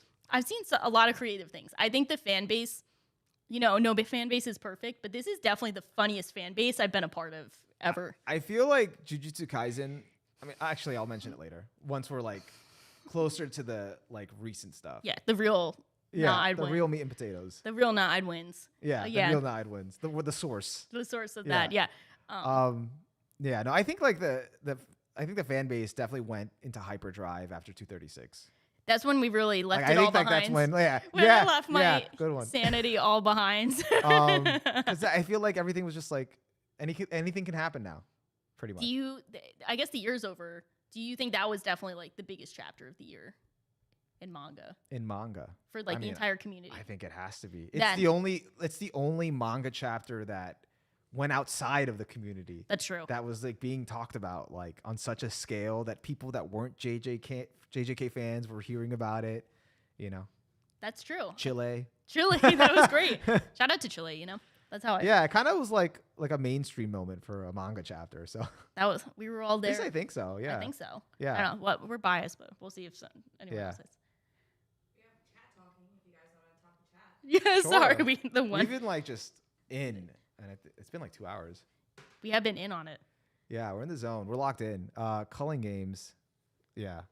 Oh, okay. Oh, thanks. Awesome. Oh, cool. All right. Oh, wait, this is so cool. That's helpful. This is cool. Wait. It's like they're all with us. Oh, we're talking about Hakari now. wait. This sentence. Thank you. Shoujo manga pachinko slot machine based immortality is the best thing ever. Yeah. I agree with that. I love that sentence. That's the other thing. It's because it's also shoujo manga based. I forgot about that, which makes it really funny. Wait, okay. Someone want my favorite one is the Yuta one, in which Yuta didn't have domain expansion because he wanted to be part of the team. I have to show you the picture of that. We gotta talk about that. And then I saw you can read these too. It's like we're all here together. I like the keyboard on the back too. Yeah. I saw a Not I Win edit for Black History Month. Oh, really? They did the Earth one, but for Black History Month, which was wild. That's funny. I will show that later, because I'm not sure if the song on that we get like copyright strike, but the one who left it all behind. Yeah, someone else said Culling game was more enjoyable to them than Shibuya. I feel like it kind of is. I'm not sure how to feel about it. I feel like it's kind of close to it, and I do get why people are down on it, but I think there are slightly more interesting things in Culling games than Shibuya comparatively. Because I think so much shit went down in Shibuya, but like it paved the way for more crazy shit to happen, because it's like the world's different now. So anything kind of goes. Yeah. Hakari, greatness. Thank you. I love the keyboard. I opened that one. But yeah, no, I think Higuruma is great. Like, he's like a top 5 character for me, and I think he's one of like the best side characters. Yeah. Like, he embodies that other idea of like he wants to help the weak, but he also kind of resents the weak. Yeah. And he's like he has such a frustrating position also in the context of Japan's legal system, where like he's a defense attorney and they have like a 99% conviction rate. Yeah. So he's really trying to fight a system. And he resents them because he can't do anything for them. Yeah. Yeah. He resents them for like being weak, and then he resents everyone in the system for allowing it to happen. Yeah. You know. And he has one of my favorite pages where he's kind of like, he says, like, no matter what happens, I want to keep my eyes open towards it. I think that's a really cool line, and I think that's a really like resonant statement. I'm glad you remember that, because I saw it the other week. But it's great. True. So I'm a true binger. Just read that's everything, smart. Forget everything. Well, this is probably a good time to bring up one of the coolest theories I've seen from the series. I would not call it lobotomy Kaisen material. Yeah. I think it's actually just a great theory. Someone pointed out that, I think it was back in December, that they believe that each character kind of has a curse, so to speak, and that's written in, they have black panels, and it will have their curse over it. Yeah. So they were going through the series, and like each character focus moment, they'll show like their black panel. So using Maki, for example, when she's reflecting on everything, it's a black panel, and it's like quoting Mai saying, "Destroy everything." So they believe that's her curse, in the sense of like, that's what their emotional weight that they're left with. Oh, so was that what Nanami did to Yuji then? Was that a black panel? Where he was just like, what did he say? Leave the rest to you? Yeah. Yeah. So that would be he one. Still remembers that. Yeah, that would be like. Damn. Because I was thinking about that a few times, like the weight of certain words, like dying words. Yeah, and it's probably not entirely perfect, but then they show like with Gojo like the strongest one. Yeah. And then they like Ghetto's in the black panel. The black panel for that is I hate monkeys. Yeah. That's a path I chose. Like that kind of thing. Yeah. So cool. It's a really cool motif that has happened enough that I think you could. Someone made a thread of it too. I'll show you. It's hard being a weekly reader. Like it's like you don't see the full vision. It's hard for the mangaka. It's hard for us. It was all for all parties included. Because it's like once it's like fully cooked, that's like, oh. That's why I'm a big like to be determined on how I feel for the series as a whole. Like there's a lot of things. I feel like there could be a giant switch up once it's over. Once you get the ending, like not like for the negative, but anyone down on it. Once you like have the full scope of the series, you could be like, oh, positive this is all or brilliant all along. You know, it could go either way. It could, yeah. But you know, so. I think it'll depend on how it ends. We'll have to see. Yeah. The one who. Although he's ready to end it. I think he's been commenting on it for. Because I heard like it's gonna end before next December. So that's what he said, but he's always been like, he said that last year. But it does feel like we're in the end game. I think we're in the end game. Yeah. No last arc announcement yet, but we're getting close. But like, how much is left? But back to Culling games. Higuruma's cool. Hakari's very cool. I think he's a good addition to the cast too. Is it too much of a jump if I ask, what do you think of Angel? Not a jump. I mean, because she's like right after them, right? Or she's kind of. She shows up. I mean, she doesn't get a fight, and she's interesting that she's there. She has like some agenda. She's like half possessing. Hannah, which is cool, I guess. I don't know. I think she's probably a good case of like a character who's there who like if someone was looking forward to her, she's probably wasted potential. Yeah. I had no expectations for her. Yeah. I think the panel of, we'll get to it later, of Hana falling for Sukuna's trap is like the worst page in the whole series, but that's what made me cringe. We'll get to that. But so, I mean, she's responsible for possibly the most cringe moment. So I guess some tax for that, but she also helps you unseal Gojo. So maybe that balances out. But yeah, she hasn't really done much. She's not much of a in character. general. She's not much of a character. But I feel like there's something there. Like, why bring her in? Like, she's like, like that's something that to be revealed because it's not, just there.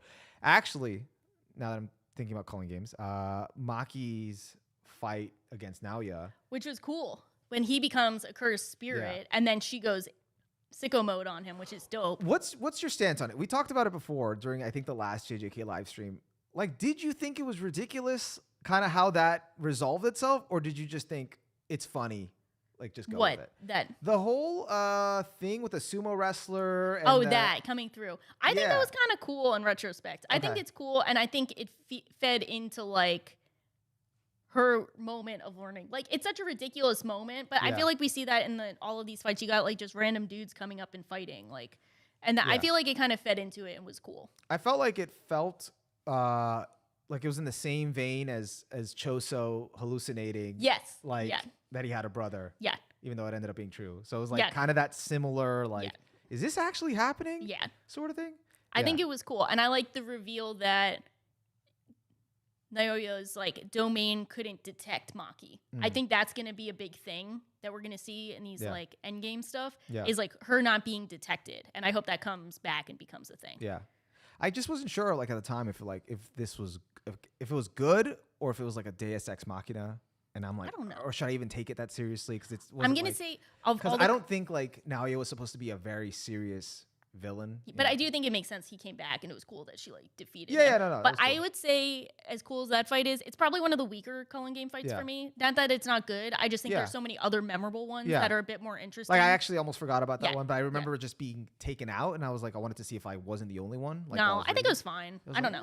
I don't feel too strongly about it. It's a cool Maki moment, and they have some cool fights, but it's like, in the grand scheme of things, like, which is better, that fight or her perfect arc, preference? Yes. Which is, and it's so close together that I think of her arc a bit more. Yeah. Yeah. Because that's what I remember more. And then I see that one. I'm like, maybe I wasn't supposed to take it that seriously. So yeah. But it was still pretty cool. Yeah. But I think we get to see some cool crumbs, like even Megumi with the Reggie Star fight at the end where Reggie Star says, before you die, let the whims of fate play with you.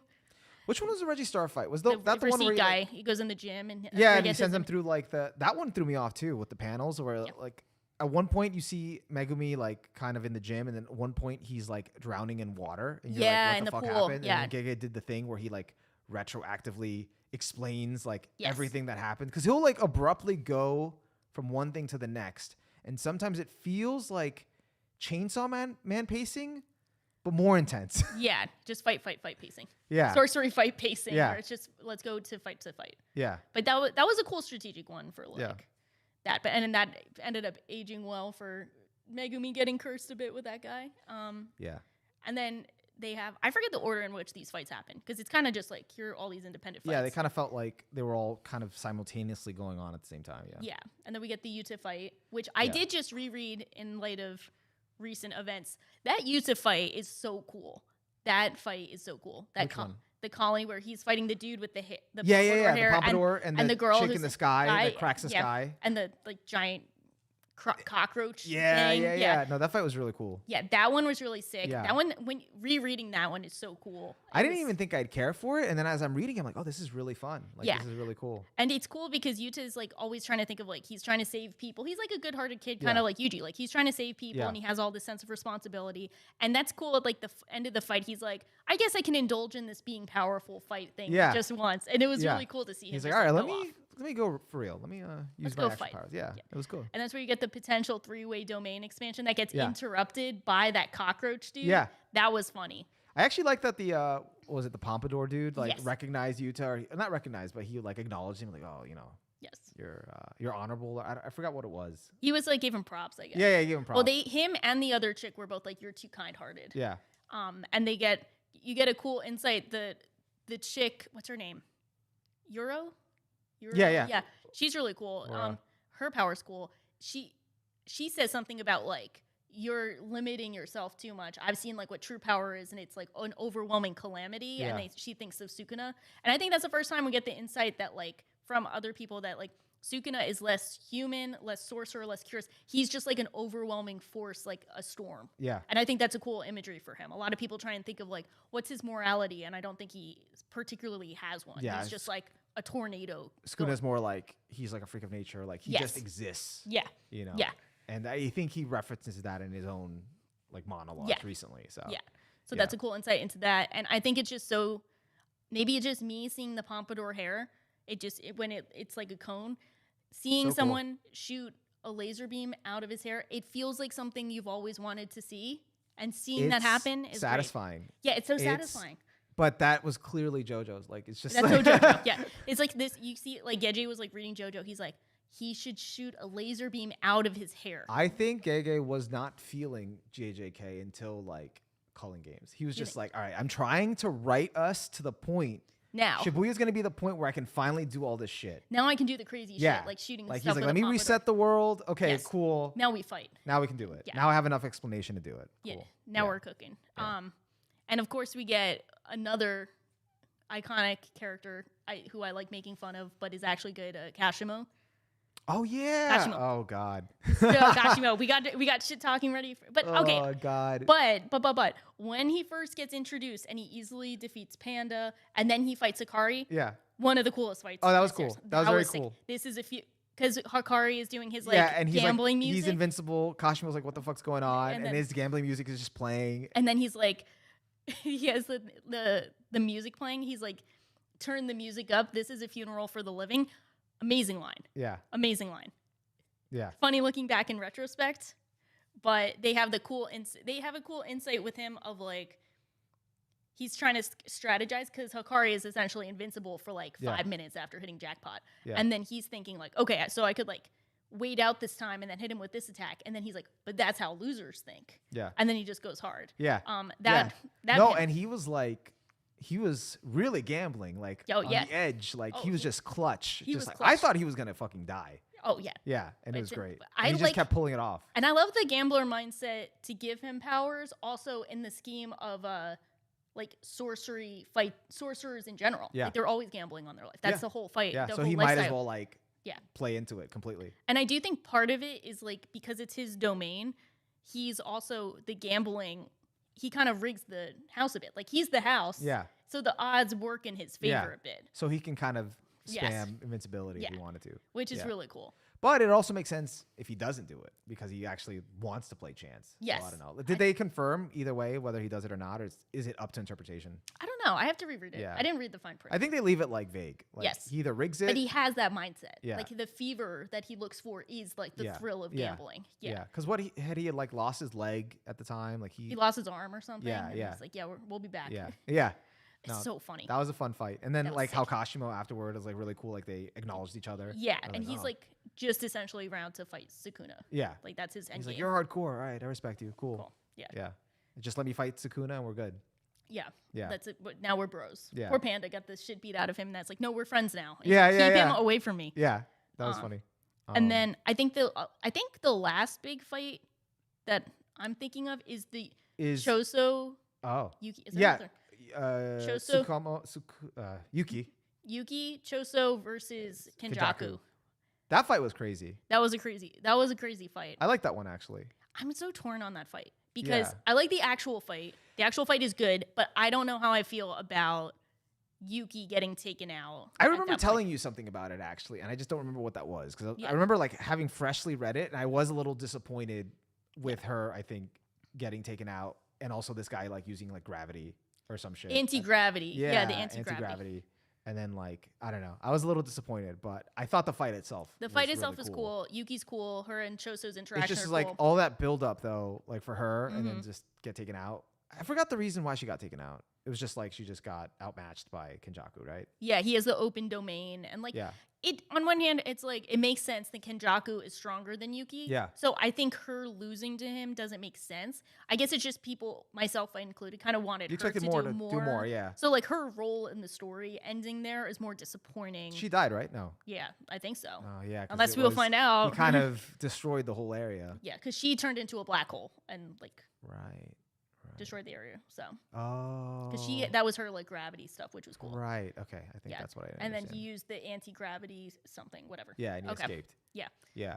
Yeah. That was kind of really disappointing because again, they were like building her up this whole time. Yeah. So it was a cool fight, but it's also like that's where we kind of get into like some of the problems that I have that will either be resolved by the end or not. Is that like there's a lot of cool characters that feel like. They could have had more of a role in the story, but they were cut short. And I don't know if I can have the same excuse for Yuki getting cut short there compared to like Nobara. Yeah. Because like I feel like Yuki could have done more. Yeah. But maybe she has done again, more. She was one of the like. There's not actually.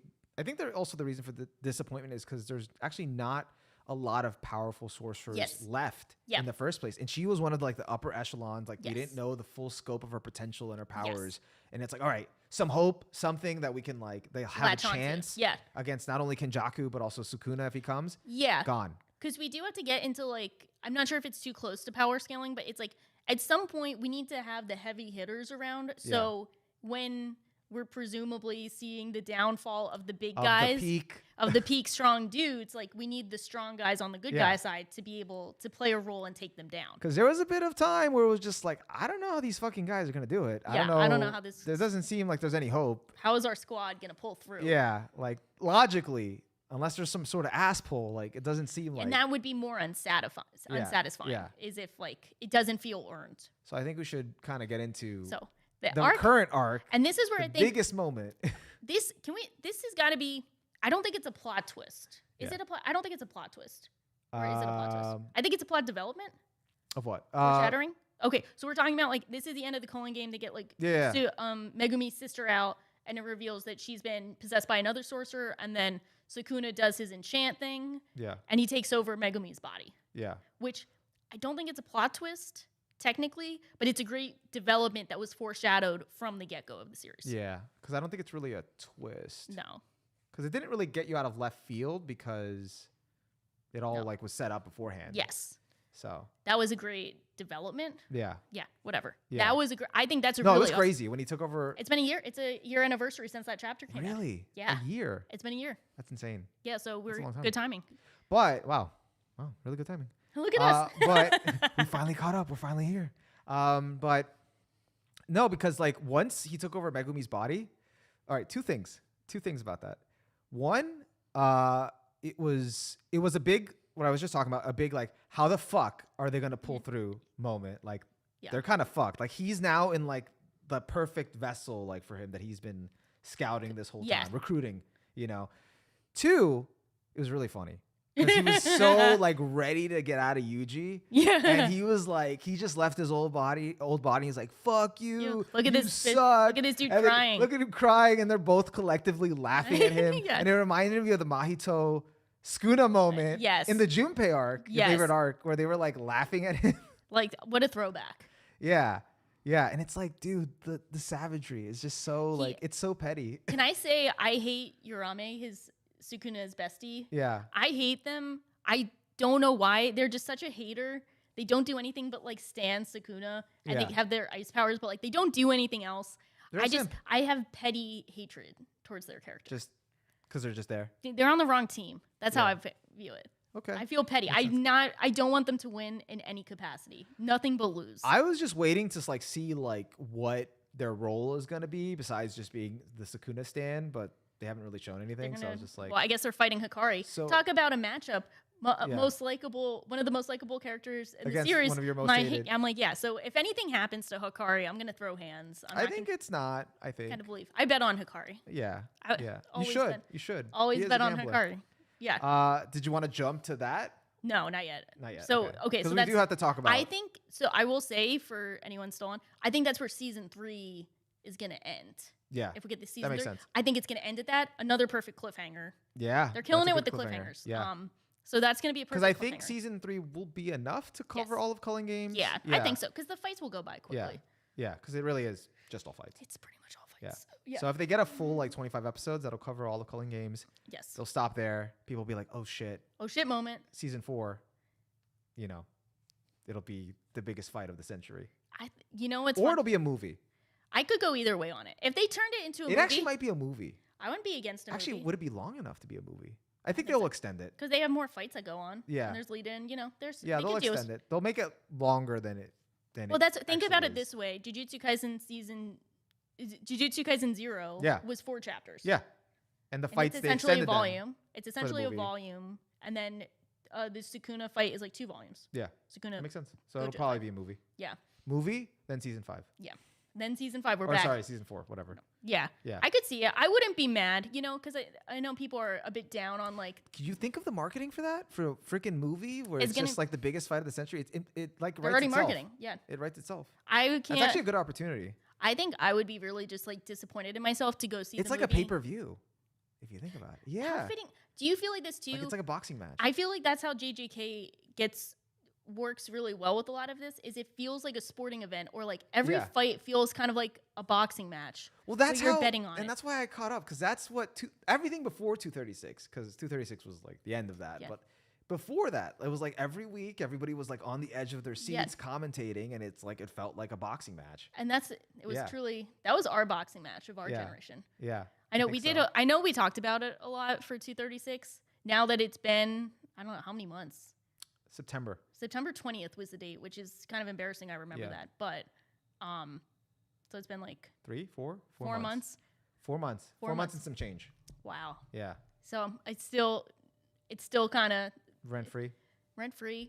I feel like it's. I mean, I'm surprised at how many when I was trying to catch up to the manga yesterday, how little has actually happened, and it makes sense because it's weekly. Yeah. But there's a lot of breaks since then. Yeah, and I was oh, it's only been 12 chapters. It's still fresh. It's still too soon. Yeah. It feels just like yesterday. Yeah. So let's dig into the fight. So it's cool. Looking back on it. So that's the start of the next arc. That's yes. Well, they free Gojo. Free Gojo at the end of Culling Games, and technically Culling Games ends there. And at some point, so I forget. So Megumi gets Megumi gets possessed. Then Sukuna fights Yorzu, the girl who's possessing Sukumi's body. Yeah. That's a quick, short fight, but it's actually pretty important because Sukuna knew Yorzua. I forget. Yorzu. Megumi's sister? No, the person possessing her. Okay. Yorzu, Yeah, I think. The Yeah. chick that was in love with Sukuna when he was like a kid. Sorry, when he was alive. Yeah. So, so his sister. So, and Sukuna's reasoning is, well, I have to break Megumi's spirit, and the only way to do that is to kill her. And then she wants to beat Sukuna to teach him she's like, you're by yourself with your strength. I need to convey my love by beating you and killing you, whatever. Yeah. Sorcery talk. So they have their fight, and then she loses. Megumi's really sad, and he's doing the Maharaja in the shadow. And then I don't know what to do. Yeah. And then she becomes a weapon for Sukuna. Yeah. And we get the beginning of the ongoing theme of the strongest and the loneliness that follows, and we see that in the next 2 fights. Yeah. Which it just keeps coming. We just keep getting it. We keep getting hit by it. We keep getting that theme, and it works for Gojo versus Sukuna. I know some people were a bit why do we keep reiterating this theme? Yeah. I think it does work. I think it's probably the theme that's just been there all along, and now it's really just coming to a head. It's all right, everything's out in the open. This is really what we were going to focus on. Yeah. Because that's why everything kind of goes back to hidden inventory, because that's the theme in hidden inventory. Yes. Or at least the start of that theme. Yeah. And Gojo feeling that way. Yeah. So I think sitting on it, I think I did reread the fight in its entirety, back to back. Yeah. It's pretty gas. It's still ridiculously fun. A lot of creative paneling and choreography. I still think of the one where they're going through the building. Yeah. And you see the different furniture going by them while they're beating the Which shit out of each actually other. reminds me of Kill la Kill when they're fighting through the building. Yes, when Riko I love that. versus Satsuki through the building. I love that. Really That would be cool. cool if they trigger it a bit. Yeah. And then they get the domain expansion spamming, and then we just get we get Mahoraga. I also think Gojo's just at his most charismatic in that fight. I think he's at his best in that fight. Yeah, he looks so he's cool. like toe to toe with like, because he hasn't been able to like, he's been holding back this whole time. He hasn't been able to like actually unleash this whole time against anyone. Yeah. So he's just like ready. Yeah. And he's cracking jokes. He's having a good time. Talking shit. It's so great. They have the he serves as both like a fighter but also a commentator. Yes. Yeah. I like the one, there's a huge page of like him like running through a building with Sukuna Megumi's face, and he's got like a feral grin and like. And also Sukuna like is a good sport about it. Like they have like a they're good both banter. Shit talking. Yeah. Like Sukuna's smiling, like grinning because they're like, we're just gonna kill each other. But this is where they want to be, Yeah, this is the peak like sorcerer, like living out. Like this is how sorcerer should be. Yeah. At least based on that like. This is the Megalobox. Yes, this is the. This is the last episode. This is the fight that should have happened. Yeah, this is the Megalobox of our time. Yeah. I love it, and they do a great job with it. What was I thinking of?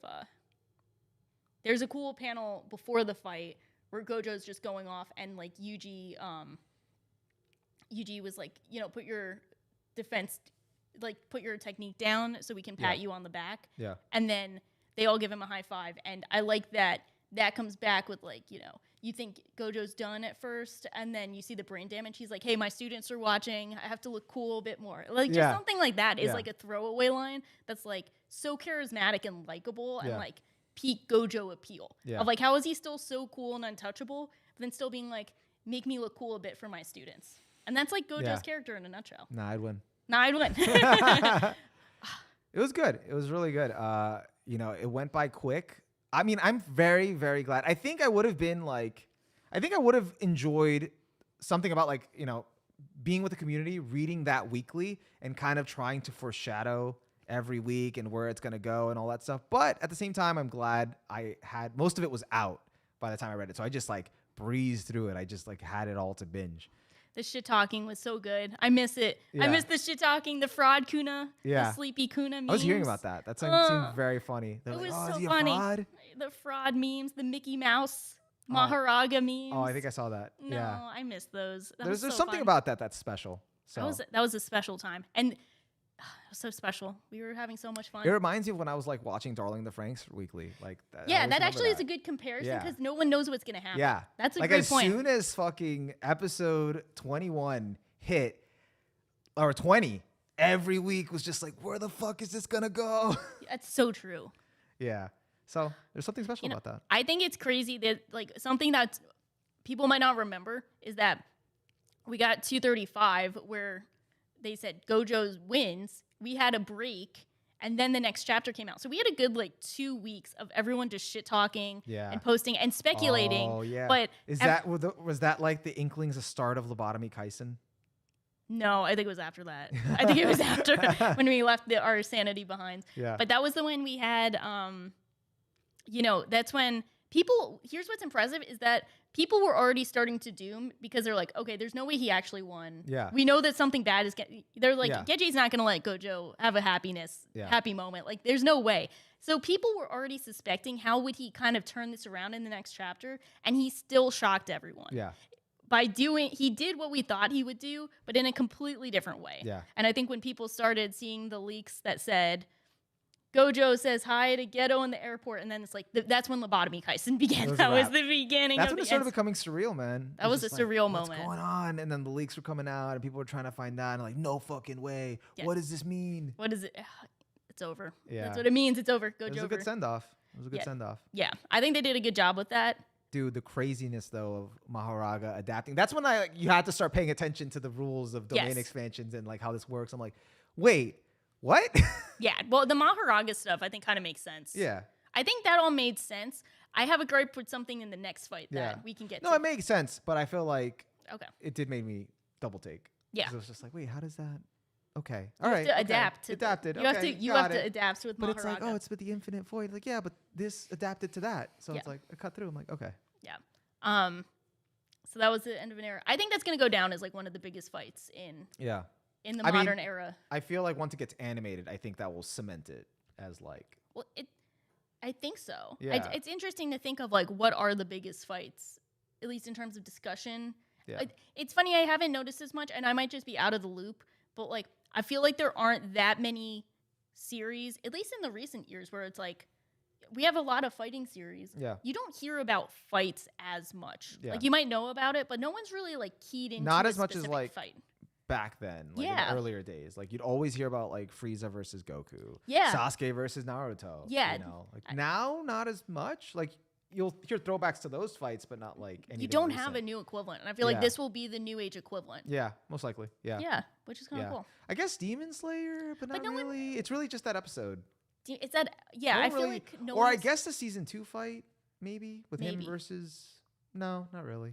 And you know what I think it is? Something that, like, keyed into me that I realized, that I keyed into, was I think what makes a lot of JJK fights stand out from other good fights is the characters themselves are having fun in the fights. They're reveling in the fight, which matches our experience of having fun with the fight, whereas there's so many other, like...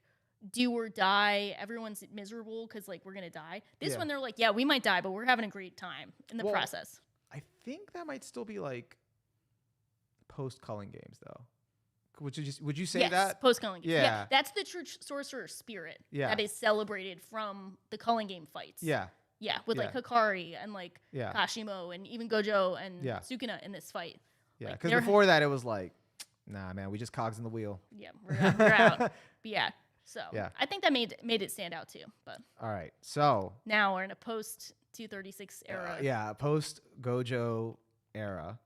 Kashimo got packed up. Two chapters. I think it was 1 chapter. 2 chapters. Because he technically started, like his fight began at the end of 1 chapter, right? Yeah. Because I think by the next chapter he was gone. I think it was 2. Because it was I was like rereading recently. Yeah. And from what I remember. It was the Gojo's like vision in the afterlife with the airport. Right after that, Kashimo's like charging, ready to go. But then they have a full chapter, and then he is in the afterlife as of the chapter afterwards. Oh, okay. And then Sukuna's return to form.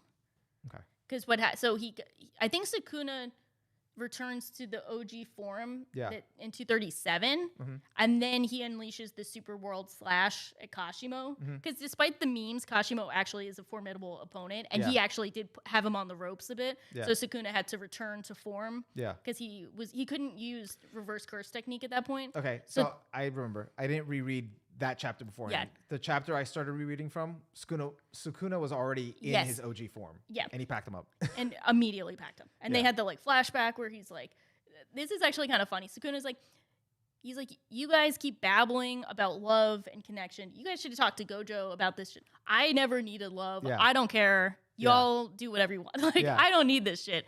So they did that. And the one gripe I have is I don't think Kashimo should have been able to see the Mega Slash thing that hit Gojo, which they say is the same slash that hit Gojo. I don't think he should be able to see that if Gojo can't see it. Because Gojo has the special eyes. Kashimo is just like a fast user. Hold that thought. I really have to use the bathroom. Okay, go for it. I was like, we're going to keep talking. I got to go. That's cool. You can re-chat if you want. Yeah, chat. I'll be right back. I will be chat. It's so funny referring to people as chat outside of a meme where there's actually a chat. Thanks. Yay, thanks. Hi, everyone.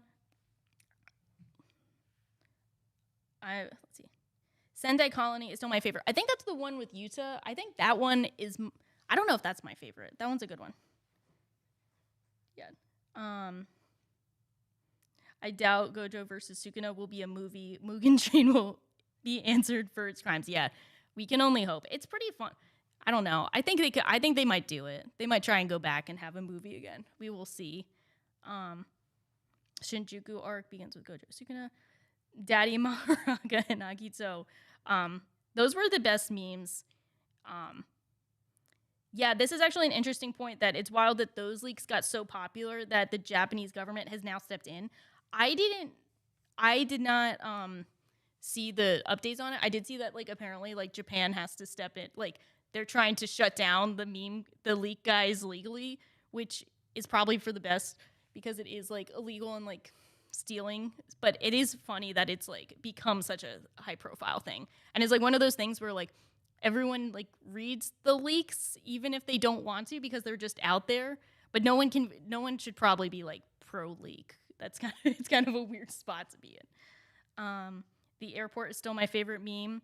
Whenever a character is inclining to bet on Hakari being on the airport soon. No, he's not. We don't want that. I don't want Hakari to be going to the airport. But I do remember when everyone was speculating, like, oh, Yuji will wake up next chapter, and like Yuji will be at the airport. Thanks.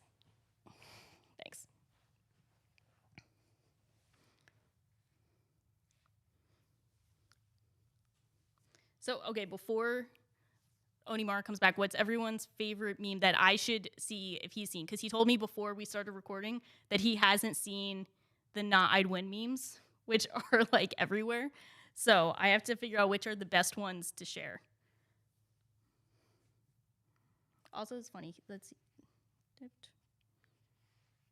No, don't fall. Okay, close enough.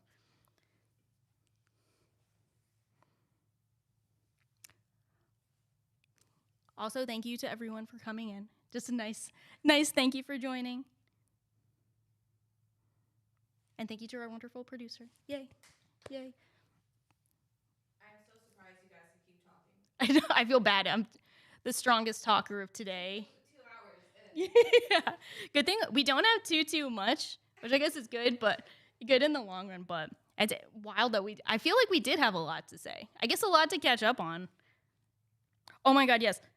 So I have to explain this. It's so funny. So I think we've gotten to the point, at least in terms of like people were talking about shipping, and so like Gojo and Ghetto are like the big ship, and one dude said like, you know, no like this is all like power scalers talking about. It's not even like the shipping part of the community. And one dude's like, Gojo is straight as an arrow, and some dude responded with the curved arrow, and just like that response. That's like my tweet of the year. That's like the funniest tweet I've seen. I'm like, it's over. Like once like argument has been displaced, that's it. I asked chat what their favorite meme is so far. Yeah. And someone said the JJK and Skyfall crossover. Have you seen those? No. You know that's like where you go, I go, like that Adele song. Yeah, no, I know the song. Yeah, so they put that over the Yuji versus Mahito scene. But he's dressing down. That one's good. That's funny. That meme is great. We got some good meme references in our chat too. What else we got? So this one I was just explaining that I just saw from a tweet. This is probably my favorite tweet of the year. So like people were arguing over shipping, but this was happening with like the power scaler side of the community. Yeah. So some dude, there's like, what's your thought on the ship? And it's like Gojo and Ghetto, and someone's like, I think the guy originally said, the only reason people don't like this ship is because they don't want to believe their goat is taking it up the ass or something. They said that. And then someone replies, Gojo is straight as an arrow. And they reply with this arrow. Wait, where? That arrow. Oh my God. But that's the funniest response ever. Like straight as an arrow. It's like curved arrow. So I thought that was like that's like my reply of the year. That's the funniest reply of the year. The JJK redraw panels, especially for Blue Archive, I don't think I've seen that. Or if I have seen that, I don't know that one. No, I haven't seen it. Yeah, I'm not sure. But shit. Oh. So I think, so yeah, we have all the memes that I was supposed to, I'll show you to play catch up, but. It's okay. It's okay. Yeah. Yeah. Where were we? Okay, Kashimo, bum. Kashimo. Yeah, Bum. so he got like packed up like real quick. That was it. But you know what? I wasn't surprised. There was all this buildup of like, oh, I want to go first, and it's like 2 chapters was shorter than I anticipated, but still. It's really funny. Yeah. So bye, R.I.P. loser. But and then I mean, he was happy about it. He got a good send off. He like recognized power, and I was like, all right, you know what? I just wanted to validate myself against him. Yeah. You know? So he got this whole like little monologue. It was cute. To Sukuna, and Sukuna was like, I don't give a shit. Okay. Bye. Bye. Everyone going to Sukuna to try and find their life. Yeah. Their life, you know. He's like, I never needed to do that, so I can't relate. Sorry. Can't relate. I love myself. Yeah. After that is like.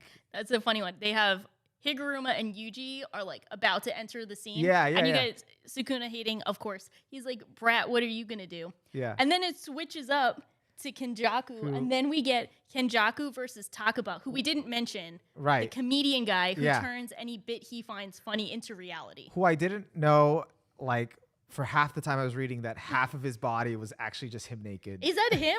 Yeah. That's what I thought. Yeah. That's what I thought. Half of it is in a suit. It's just naked. It's not a dual tone. I thought he was in a suit. Yeah, because then it's like they say his dick flops out at some point. That's so funny. But like he was the one that they'd been theorizing, like, yo, that's how Gojo's gonna come back. He's gonna think it's funny. Yeah, So it's funny that Gege knows, I think, just like picked him to just be like the one that fights Kenjaku. And the funniest sorcerer of today versus the funniest sorcerer of all time. And makes you think like, oh, is this how Gojo's gonna come back? I don't know. At least that's what I thought was like he was playing on. Yeah. And then the way that unfolded was actually really funny. I love that fight. That's a great fight. It's weird, like my character progression, going from like questioning Maki's whole thing, which was very ridiculous, to having fun with this one. Yeah. And I'm like, I don't know. I think at this point, after Post-Gojo, I feel like anything goes. Yes. And I feel like it was just so wild. And I enjoyed, though, that I had the full like fight, like to read. Because I might have been like a little bit more like, yo, what the fuck? Like if I had to read it weekly. But then I had like this was like 4 chapters or 3 chapters. So it made me appreciate it more. So it's a lot of like very specific like Japanese referential humor. Yeah. Which I didn't fully understand, but I've watched Gintama, so I'm used to that shit. Yeah. So I just kind of power through. Yeah. And I think it's cool that I was powering through a bit. And so like, cause I would like, as a Western perspective, we won't get all the references, but I did enjoy the bits of how like Kenjaku was like playing along and critiquing his stand-up, because apparently he's a big stand-up fan. Yeah.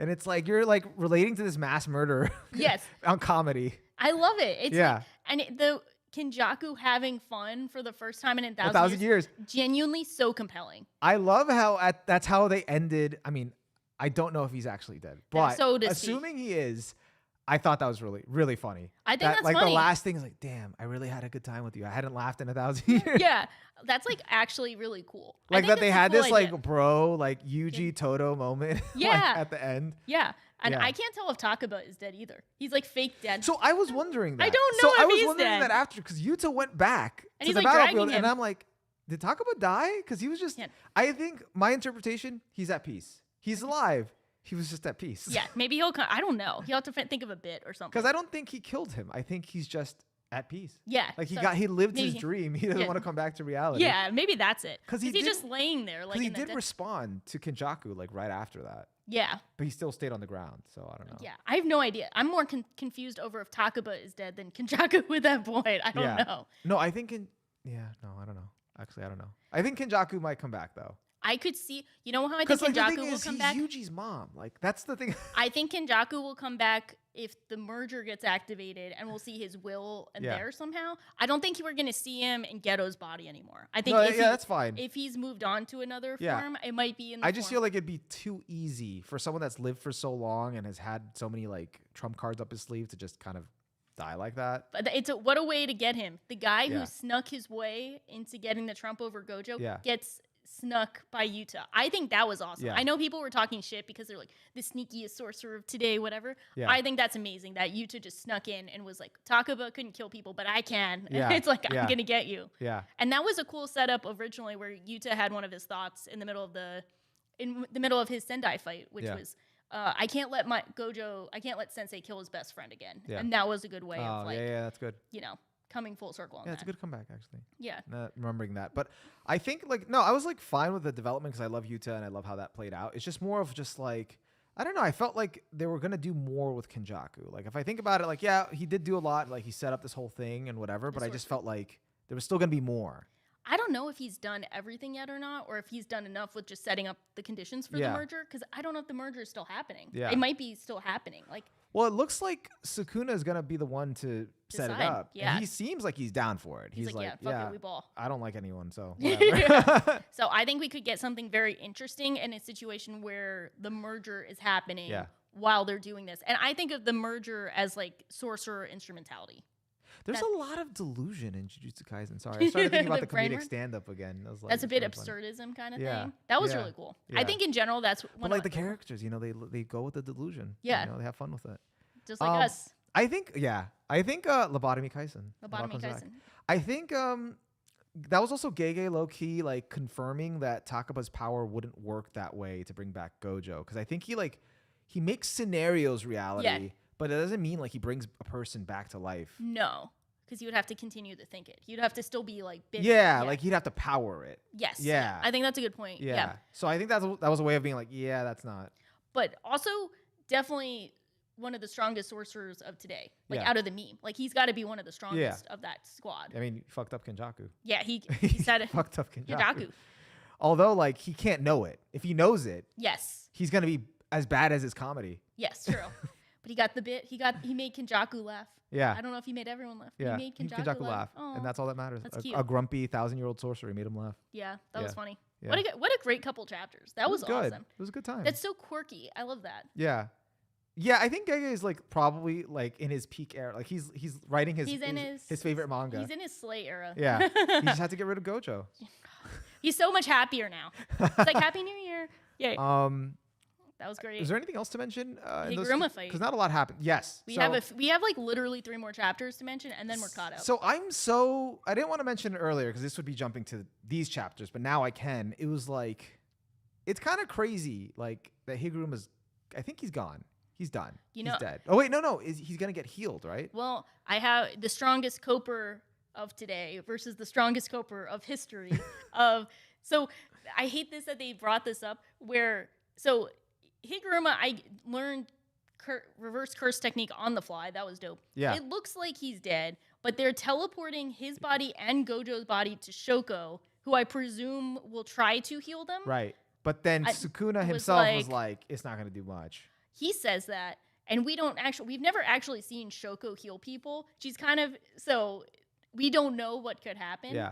I don't know if they're going to heal. Like, I don't know if they would be able to heal them. I would say. She's kind of an enigma. She is. She cheated her way through med school. Yeah. She's one of the characters where I feel like I really wish we saw a lot more of her because she's really cool. Yeah. But she might. We don't know if she's going to heal them or not. We don't know what she can do. Yeah. So it's a very interesting red herring to kind of drop of like Shoko might be able to heal them.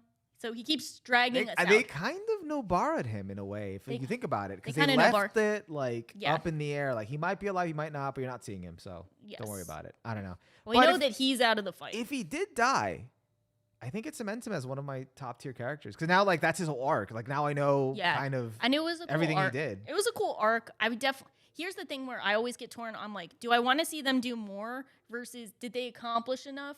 Versus also like, I just appreciate what they did, but what else could they have done? Yeah. Like we obviously are in a good spot right now with the U2UG team up against Sukuna. Yeah. That's a good setup. We're in a good spot. And I think Higuruma did a decent amount. It would have been kind of cool if he took away more than just the like weapon. I was excited by the possibility that with the narration that they were saying like, oh, he has the potential that could rival Gojo Satoru and he's like evolving currently at the present rate or he's using the same precision as Sukuna. I'm like, oh, what's going to happen? Yeah. So it got me excited for a little more. I want him back. Yeah. If I had to pick between one of two characters to bring back between him and Gojo, I feel like we could see more with Higuruma than Gojo. Not from a power scaling perspective, but I think Gojo's character arc is mostly wrapped up. But it's more of like, what would Higuruma do with his power and like as he evolves? And, you know, so that potential, like that's interesting. And I don't know, like I feel what's crazy though, it's like Gege is for some reason good at writing these like short-term characters because like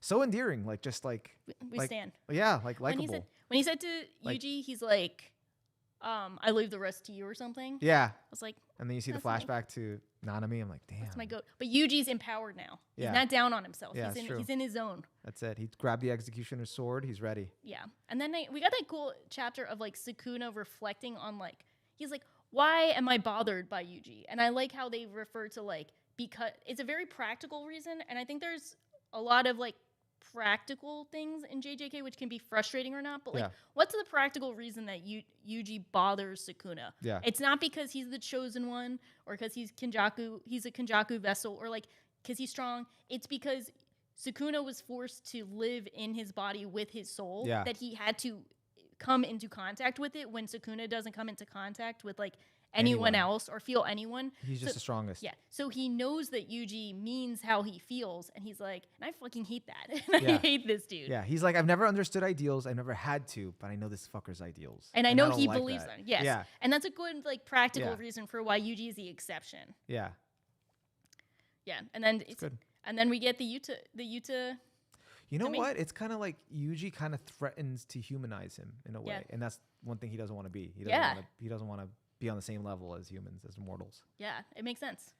Yeah, that explains his monstrous form. It does. His monstrous visage. All right, let me go into the dissertation of what. No, I'm kidding. So that Higuruma might be out, and what else? It's the Yuta Yuji show. Right. We got to see. So one of the favorite. And he used that move from the Culling games, the sky breaking. Yeah, move. he copied her move, and he copied Angel's move. Yeah. And he's hitting them with like both of them. So Yuta's like possibly. And each sword is a different move. That's so crazy. That's crazy. That's Unlimited Blade Works. He's Unlimited Blade Works. Yeah. This 20th anniversary of Fate, and he got Unlimited Blade Works. What a stand. Maybe like JJK is like a celebration of anime. I think it's a celebration of all of life. Of JJ's weaving while killing off these characters. We're celebrating life. Yeah. But I love that we had a week of like Lobotomy Kaisen where like the funny agenda was like, what if Yuta pretended to have a domain expansion just to fit in, or like he doesn't actually have one? And then I think people got a bit too lost in the sauce as per usual, and they actually believed that Yuta was like not gonna pull up this episode and do something cool, and he pulls up and does the coolest thing this episode or chapter, whatever. And I love how like the name of his domain expansion is very fitting with Rika's obsessive love for him. It's like super unconditional love, unequivocal love, all in cap. Yeah, big love, big love hours. Yeah.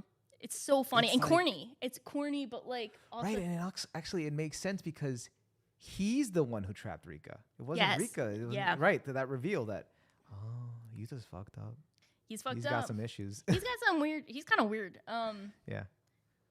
He's my Junpei. The smile you want to protect. Yeah. I love that his curse. His domain expansion, it might be the best spread in the series. Yeah, I don't know. Really I have cool. to go back. I don't remember a lot of the spreads though. So there's not that many, but I also do forget all of them. So it's No, you know some good spreads. I don't know. You have a list of spreads. Someone else did, and You in general, you have a list of spreads. I think so. I don't know. You don't have like a spreads favorites. No, I have to do that. No Excel sheet. No, I got to bring out the Excel for that. I don't believe you. That's You're the one thing an I'm art slacking. appreciator. No, because it's tough to find the manga chapters. Oh, you're right. I don't have the good like screen cap website. We should do like a spread stream. Yes. Or a spread. Best manga episode. spread. Yeah, best 2-page manga spreads. That would be fun. It's gonna be all Berserk. So that's spoilers. I've been Berserk. rereading. Good shit. Yeah. But that's a cool. So his domain is cool, and I feel like for the first time since Gojo got taken out, I feel like they pose a good threat against. Also Sukuna. Bleach. Sorry. Oh, I'm sure Bleach kills it. Yeah. Has some good spreads. Yeah. Yeah, so that's kind of it. So then that's our Jujutsu Kaisen. Yeah. So what do you think's gonna happen? Do you think like Yuta's gonna be the one? Nah, he's just gonna be another stepping stone. I don't know, because so here's where we get into the like main character. No, here's what's up. Is like I think Yuji has to be the one thematically. We've talked about this. Yeah, to take down Sukuna, and it does look like they're setting him up for that. Especially because he has to be the one to save Megumi. Yes, and that's what his whole frame of reference is. So like, I think Yuji's gonna get the final blow. It's just a matter of how do we get to that point. Yeah. I do not think that Yuta should be like killed or anything. Yeah. I don't want him to get taken out of the story, and we start getting to the point where I get like.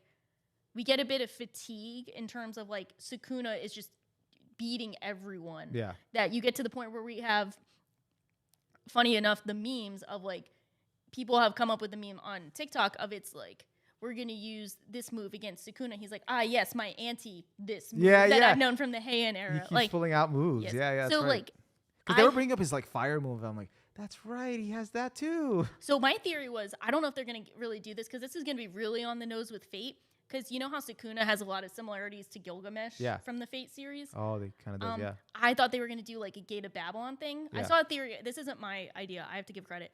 Someone has a theory that when he said that like Fuga open thing to use the fire move, that he's storing powers that he's experienced or learned. Yeah. Kind of like a Gate of Babylon situation. Oh, okay. So that would also be a good counter to Yuta's move. Yeah. move. Oh, that'd be a good time to reveal it too. That would be a good move. So that's where we might He's get like, you have 290, I have 2,000. Yeah. Sorry. Oh my God, that would actually be kind of interesting because Yeah. Sukuna's been around for so Yeah. long. He's able to experience all those versus Yuta's like age. But Yeah, because Sukuna, I've been wondering this. Sukuna keeps referencing losing moves, and I've been wondering, like, unless I'm reading it wrong, like he like lost access to whatever ability. Oh. And I was wondering why that was happening. Oh, because Yuta was using Angel's Power, which is that like super, it like cancels out curse techniques. So Okay. he's kind of hindered where he can't use like his second mouth and hands. Okay. So like he can't do more like chanting and shit to do some of the moves. Gotcha. Okay. Because he just referenced another move. He's like, essentially I crippled. I no longer have this. I'm like, okay. Yeah. So I think they're like whittling away. I think as long as Yuta is assisting Yuji to take him down, I think that works. I also have a suspicion Yeah, that because Yuji's kind of like in the corner ready to. he's ready to go. Yeah. I think what's going to happen too, what I want to see happen is Maki. that I want Sukuna to be able to bring out his domain expansion again. And when Malevolent Kitchen. kicks in, she sneaks in because she's not detected and Yeah, she yeah. lands a hit because I think Yeah. she should be in on the action too. Yeah. So that, and I want Hakari to beat Urame, of course. I don't know what else could happen. I think the merger is gonna like something's gonna happen with the merger, and Yuji will have to stop the merger, maybe because of his connection to Kenjaku. It's I don't kind know. of crazy how like all the other like the good guy sorcerers are already like being like, all right, so worst case scenario, you know, Tengen, we're gonna be fighting like a big creature, a fusion of all of Yes. humanity. So they're not even like thinking like, oh, we gotta save humanity at all costs. It's just like, nah, the worst case scenario is we're gonna be fighting this giant creature that's a Yes. merger of all of humanity. That would be Humanity's fucked. wild. We have to see the merger at this point, Yeah. right? Yeah, I think haven't so. I haven't made too many predictions, but we kind of have to see the merger. I feel like it's leading up to that. I feel like it's That would gonna be be cool. like it's gonna go to shit, and it's really gonna be trying to figure out how to bring things back versus preventing it from happening. Yeah, Like I think it's gonna be more likely that it's going to happen. yeah. Just because like now it went from Kenjaku to Sukuna, they can't beat Sukuna, so it's like, okay, That'll be interesting. yeah, That will be interesting to see because Bad I feel like the merger is probably the final boss. yeah, like Because I can't see them just being like, okay, we're gonna kill Sukuna. because it and either then- ends with Sukuna, or that's it. Like, Yeah. or it's The the merger. merger. Yeah. Because there's nothing else. Like There's nothing else. the peak from the good guys was Gojo. The peak from the villains was either Kenjaku or Sukuna. If we assume Kenjaku's dead, then it's just Sukuna. Yeah. And would it be anticlimactic if they just kill Sukuna and then that's kind of it? At this point, we kind of want to see the merger, right? Yeah. I want him Because to then sit we down. also have to see like this whole thing. I feel like there's this unresolved plot thread of Tengen and Yes. this whole thing. And the whole thing with Tengen is also that the idea of like cursed energy exists and it's like holding humanity at the standstill. Yeah. So it's kind of like we have to make a societal change where Yeah. either there's no more cursed energy or like something happens where Tengen does no longer need to exist Yeah. to create the barriers. We either accept the chaotic nature that Yeah. Kenjaku brought on or we have something completely new. We can't go back to Yeah. where we were. Because then that goes back to Yuki's whole thing that she brought up in Yes. hidden inventory about The like problem. theorizing like how do we solve this problem long Yes. term? It can't just be killing curses endlessly because that's Exactly. not a solution. It's a band-aid. Exactly. And that's what everyone, even from like, Ghetto, Yuki, so many people, they all have theories on like, how do we change the status quo in a way that benefits everyone, both humans and not Yeah. Ghetto, but like, Yeah. how do we change the status quo? Yeah. And that's the thing. Like Kenjaku is an answer to the status quo question where he's trying to make it a chaotic free-for-all Yeah. because it's more interesting and he wants to see what could happen with the merger. Tengen is the idea, let's keep everything the same no matter what. And then you have like Yuki and Ghetto trying to also change society, Yeah. making huge changes. I have to say though, I did find the framing of Kenjaku saying that during the comedic like arc that to be a lot funnier than before. Like, cause he was just like, he's doing it for the entertainment. But once I saw like like when Takaba asked him like, why are you doing all this? Like, oh, because it's more entertaining. I think Choso does that. What do you mean? I think Choso was the one who asked him, why are you doing this? He's like, Oh, was it Choso? yeah, because that was in their fight where he's like, what happens if like the thing that happens with the merger is just like a giant clown face? He's like, oh, I would laugh. That would be great. Oh, okay. He's like, I'm doing it for the lulz, Lulz. essentially. Well, I definitely felt it more too when it was like reframed that I found out he's like a big stand-up comedy like fan, and he's actually really just doing this for the lulls. So. Yeah, he does. Like, he did mean that. He was not being. Yeah, like he actually meant that. Yeah. Yeah, he just wants entertainment, and he found the most entertainment with Takaba. Yeah. Yeah. For 1,000 years, they did the best set ever. The best duo ever. Do you think it'll have a happy or sad ending? It's a tough call. Or like probably bittersweet. You think it has to be bittersweet? You don't think it's like an all the bad guys win ending? Yeah, I don't think it'll be that. No. I don't know. What do you think? I think it's bittersweet. I think it has to be bittersweet. It fits more the tone of the world and the show. And I know everyone's thinking, oh, it's gonna just be a bad ending. Everyone's gonna die. I don't think they can do that. I think there will be some light at the end of the tunnel. Yeah, it's got to be, especially with how much Yuji has been struggling. The ultimate struggler of today. All right, we got to wrap things up. Yes. So I guess like final ranking of the arcs. And then we can say our top 5 memes. Top 5 memes, and and that's kind of it. And then overall thoughts. So I would put. So this is Shinjuku Showdown. This is the current arc. I think we can count this where it is right now, and to be tentatively determined where you want to put it for now. Culling game. So I would put obviously hidden inventory on top. I would put Culling games actually slightly over Shibuya for me, just because I enjoyed all the crazy hijinks and how things really changed. Under those, I'd put like the rest, like a perfect Maki's arc. Maki's arc slightly over Kyoto arc, and then kind of everything falls under that. Let's say this ends well. And Shinjuku Showdown. Where would that, if this ends as well as you could imagine? Yeah. I would. It's tough because I don't know how much I can imagine, but right now I still would put it like number 2, below hidden inventory. I think hidden inventory will remain untouched in our head as like the peak. Because if like there's some crazy character writing that starts happening in this, in addition to like what's been going on, then okay, I could see it surpassing hidden inventory. If not, like it'll just be the top arc. Yes. Second to hidden inventory. Yeah. I think presumably it could be top 2 or top 3. Yeah. But I can't see it being top 1. It could change me though. Yeah. Because if the ending works out really well, I can see being right, because this is going to lead to the ending. So yes. Yeah. So who knows? But right now, I think it's a really good arc. It's really interesting. A lot of shit hitting the fan. A lot of questions. A lot of stuff. I could see it could. I don't know where it will go, which is cool. Yeah. And also, it has the Gojo versus Sukuna fight in it. Do you think that's the best fight in the series? I think so. Yeah, I think it is. I think it's it has to be. Like it feels so different from all the other fights. Like it was quick. It wasn't like super long, but I mean, like you have these 2 titans who you've been waiting the whole fucking series to like see what they've got, like going at it full power. And I know it's just going to be even better animated. Yes. Like there's no way. That's what's tough about me comparing Shibuya to Culling games is like how much more will it get elevated. No, and that's tough. That's why I didn't want to really be like, I mean, Shibuya's well animated, but I'm like, but what's the chance that Culling games isn't going to be freaking dope once it's animated too? So we'll see. I think so. I think I might have a similar arc rank. But hey, we can change. Who knows? We'll see by season 3. In like 10 years. Yeah. In 5 years, yeah. hopefully. Once the animators get some rest. Some well-needed Let's rest. hope so, yeah. Overall thoughts about Jujutsu Kaisen in general, now that we've like covered all of it? It's such a to-be-determined series, but it's been and I think that's a good way to be. I think it's like sometimes a little too much pressure to like put a final verdict because anything can change with like an ending, like the last few arcs. I think it can get better or worse than I anticipate, and I don't even know how to anticipate. But I mean, it's everything is to be determined. Yeah. But assuming it all works out, I think it's pretty great.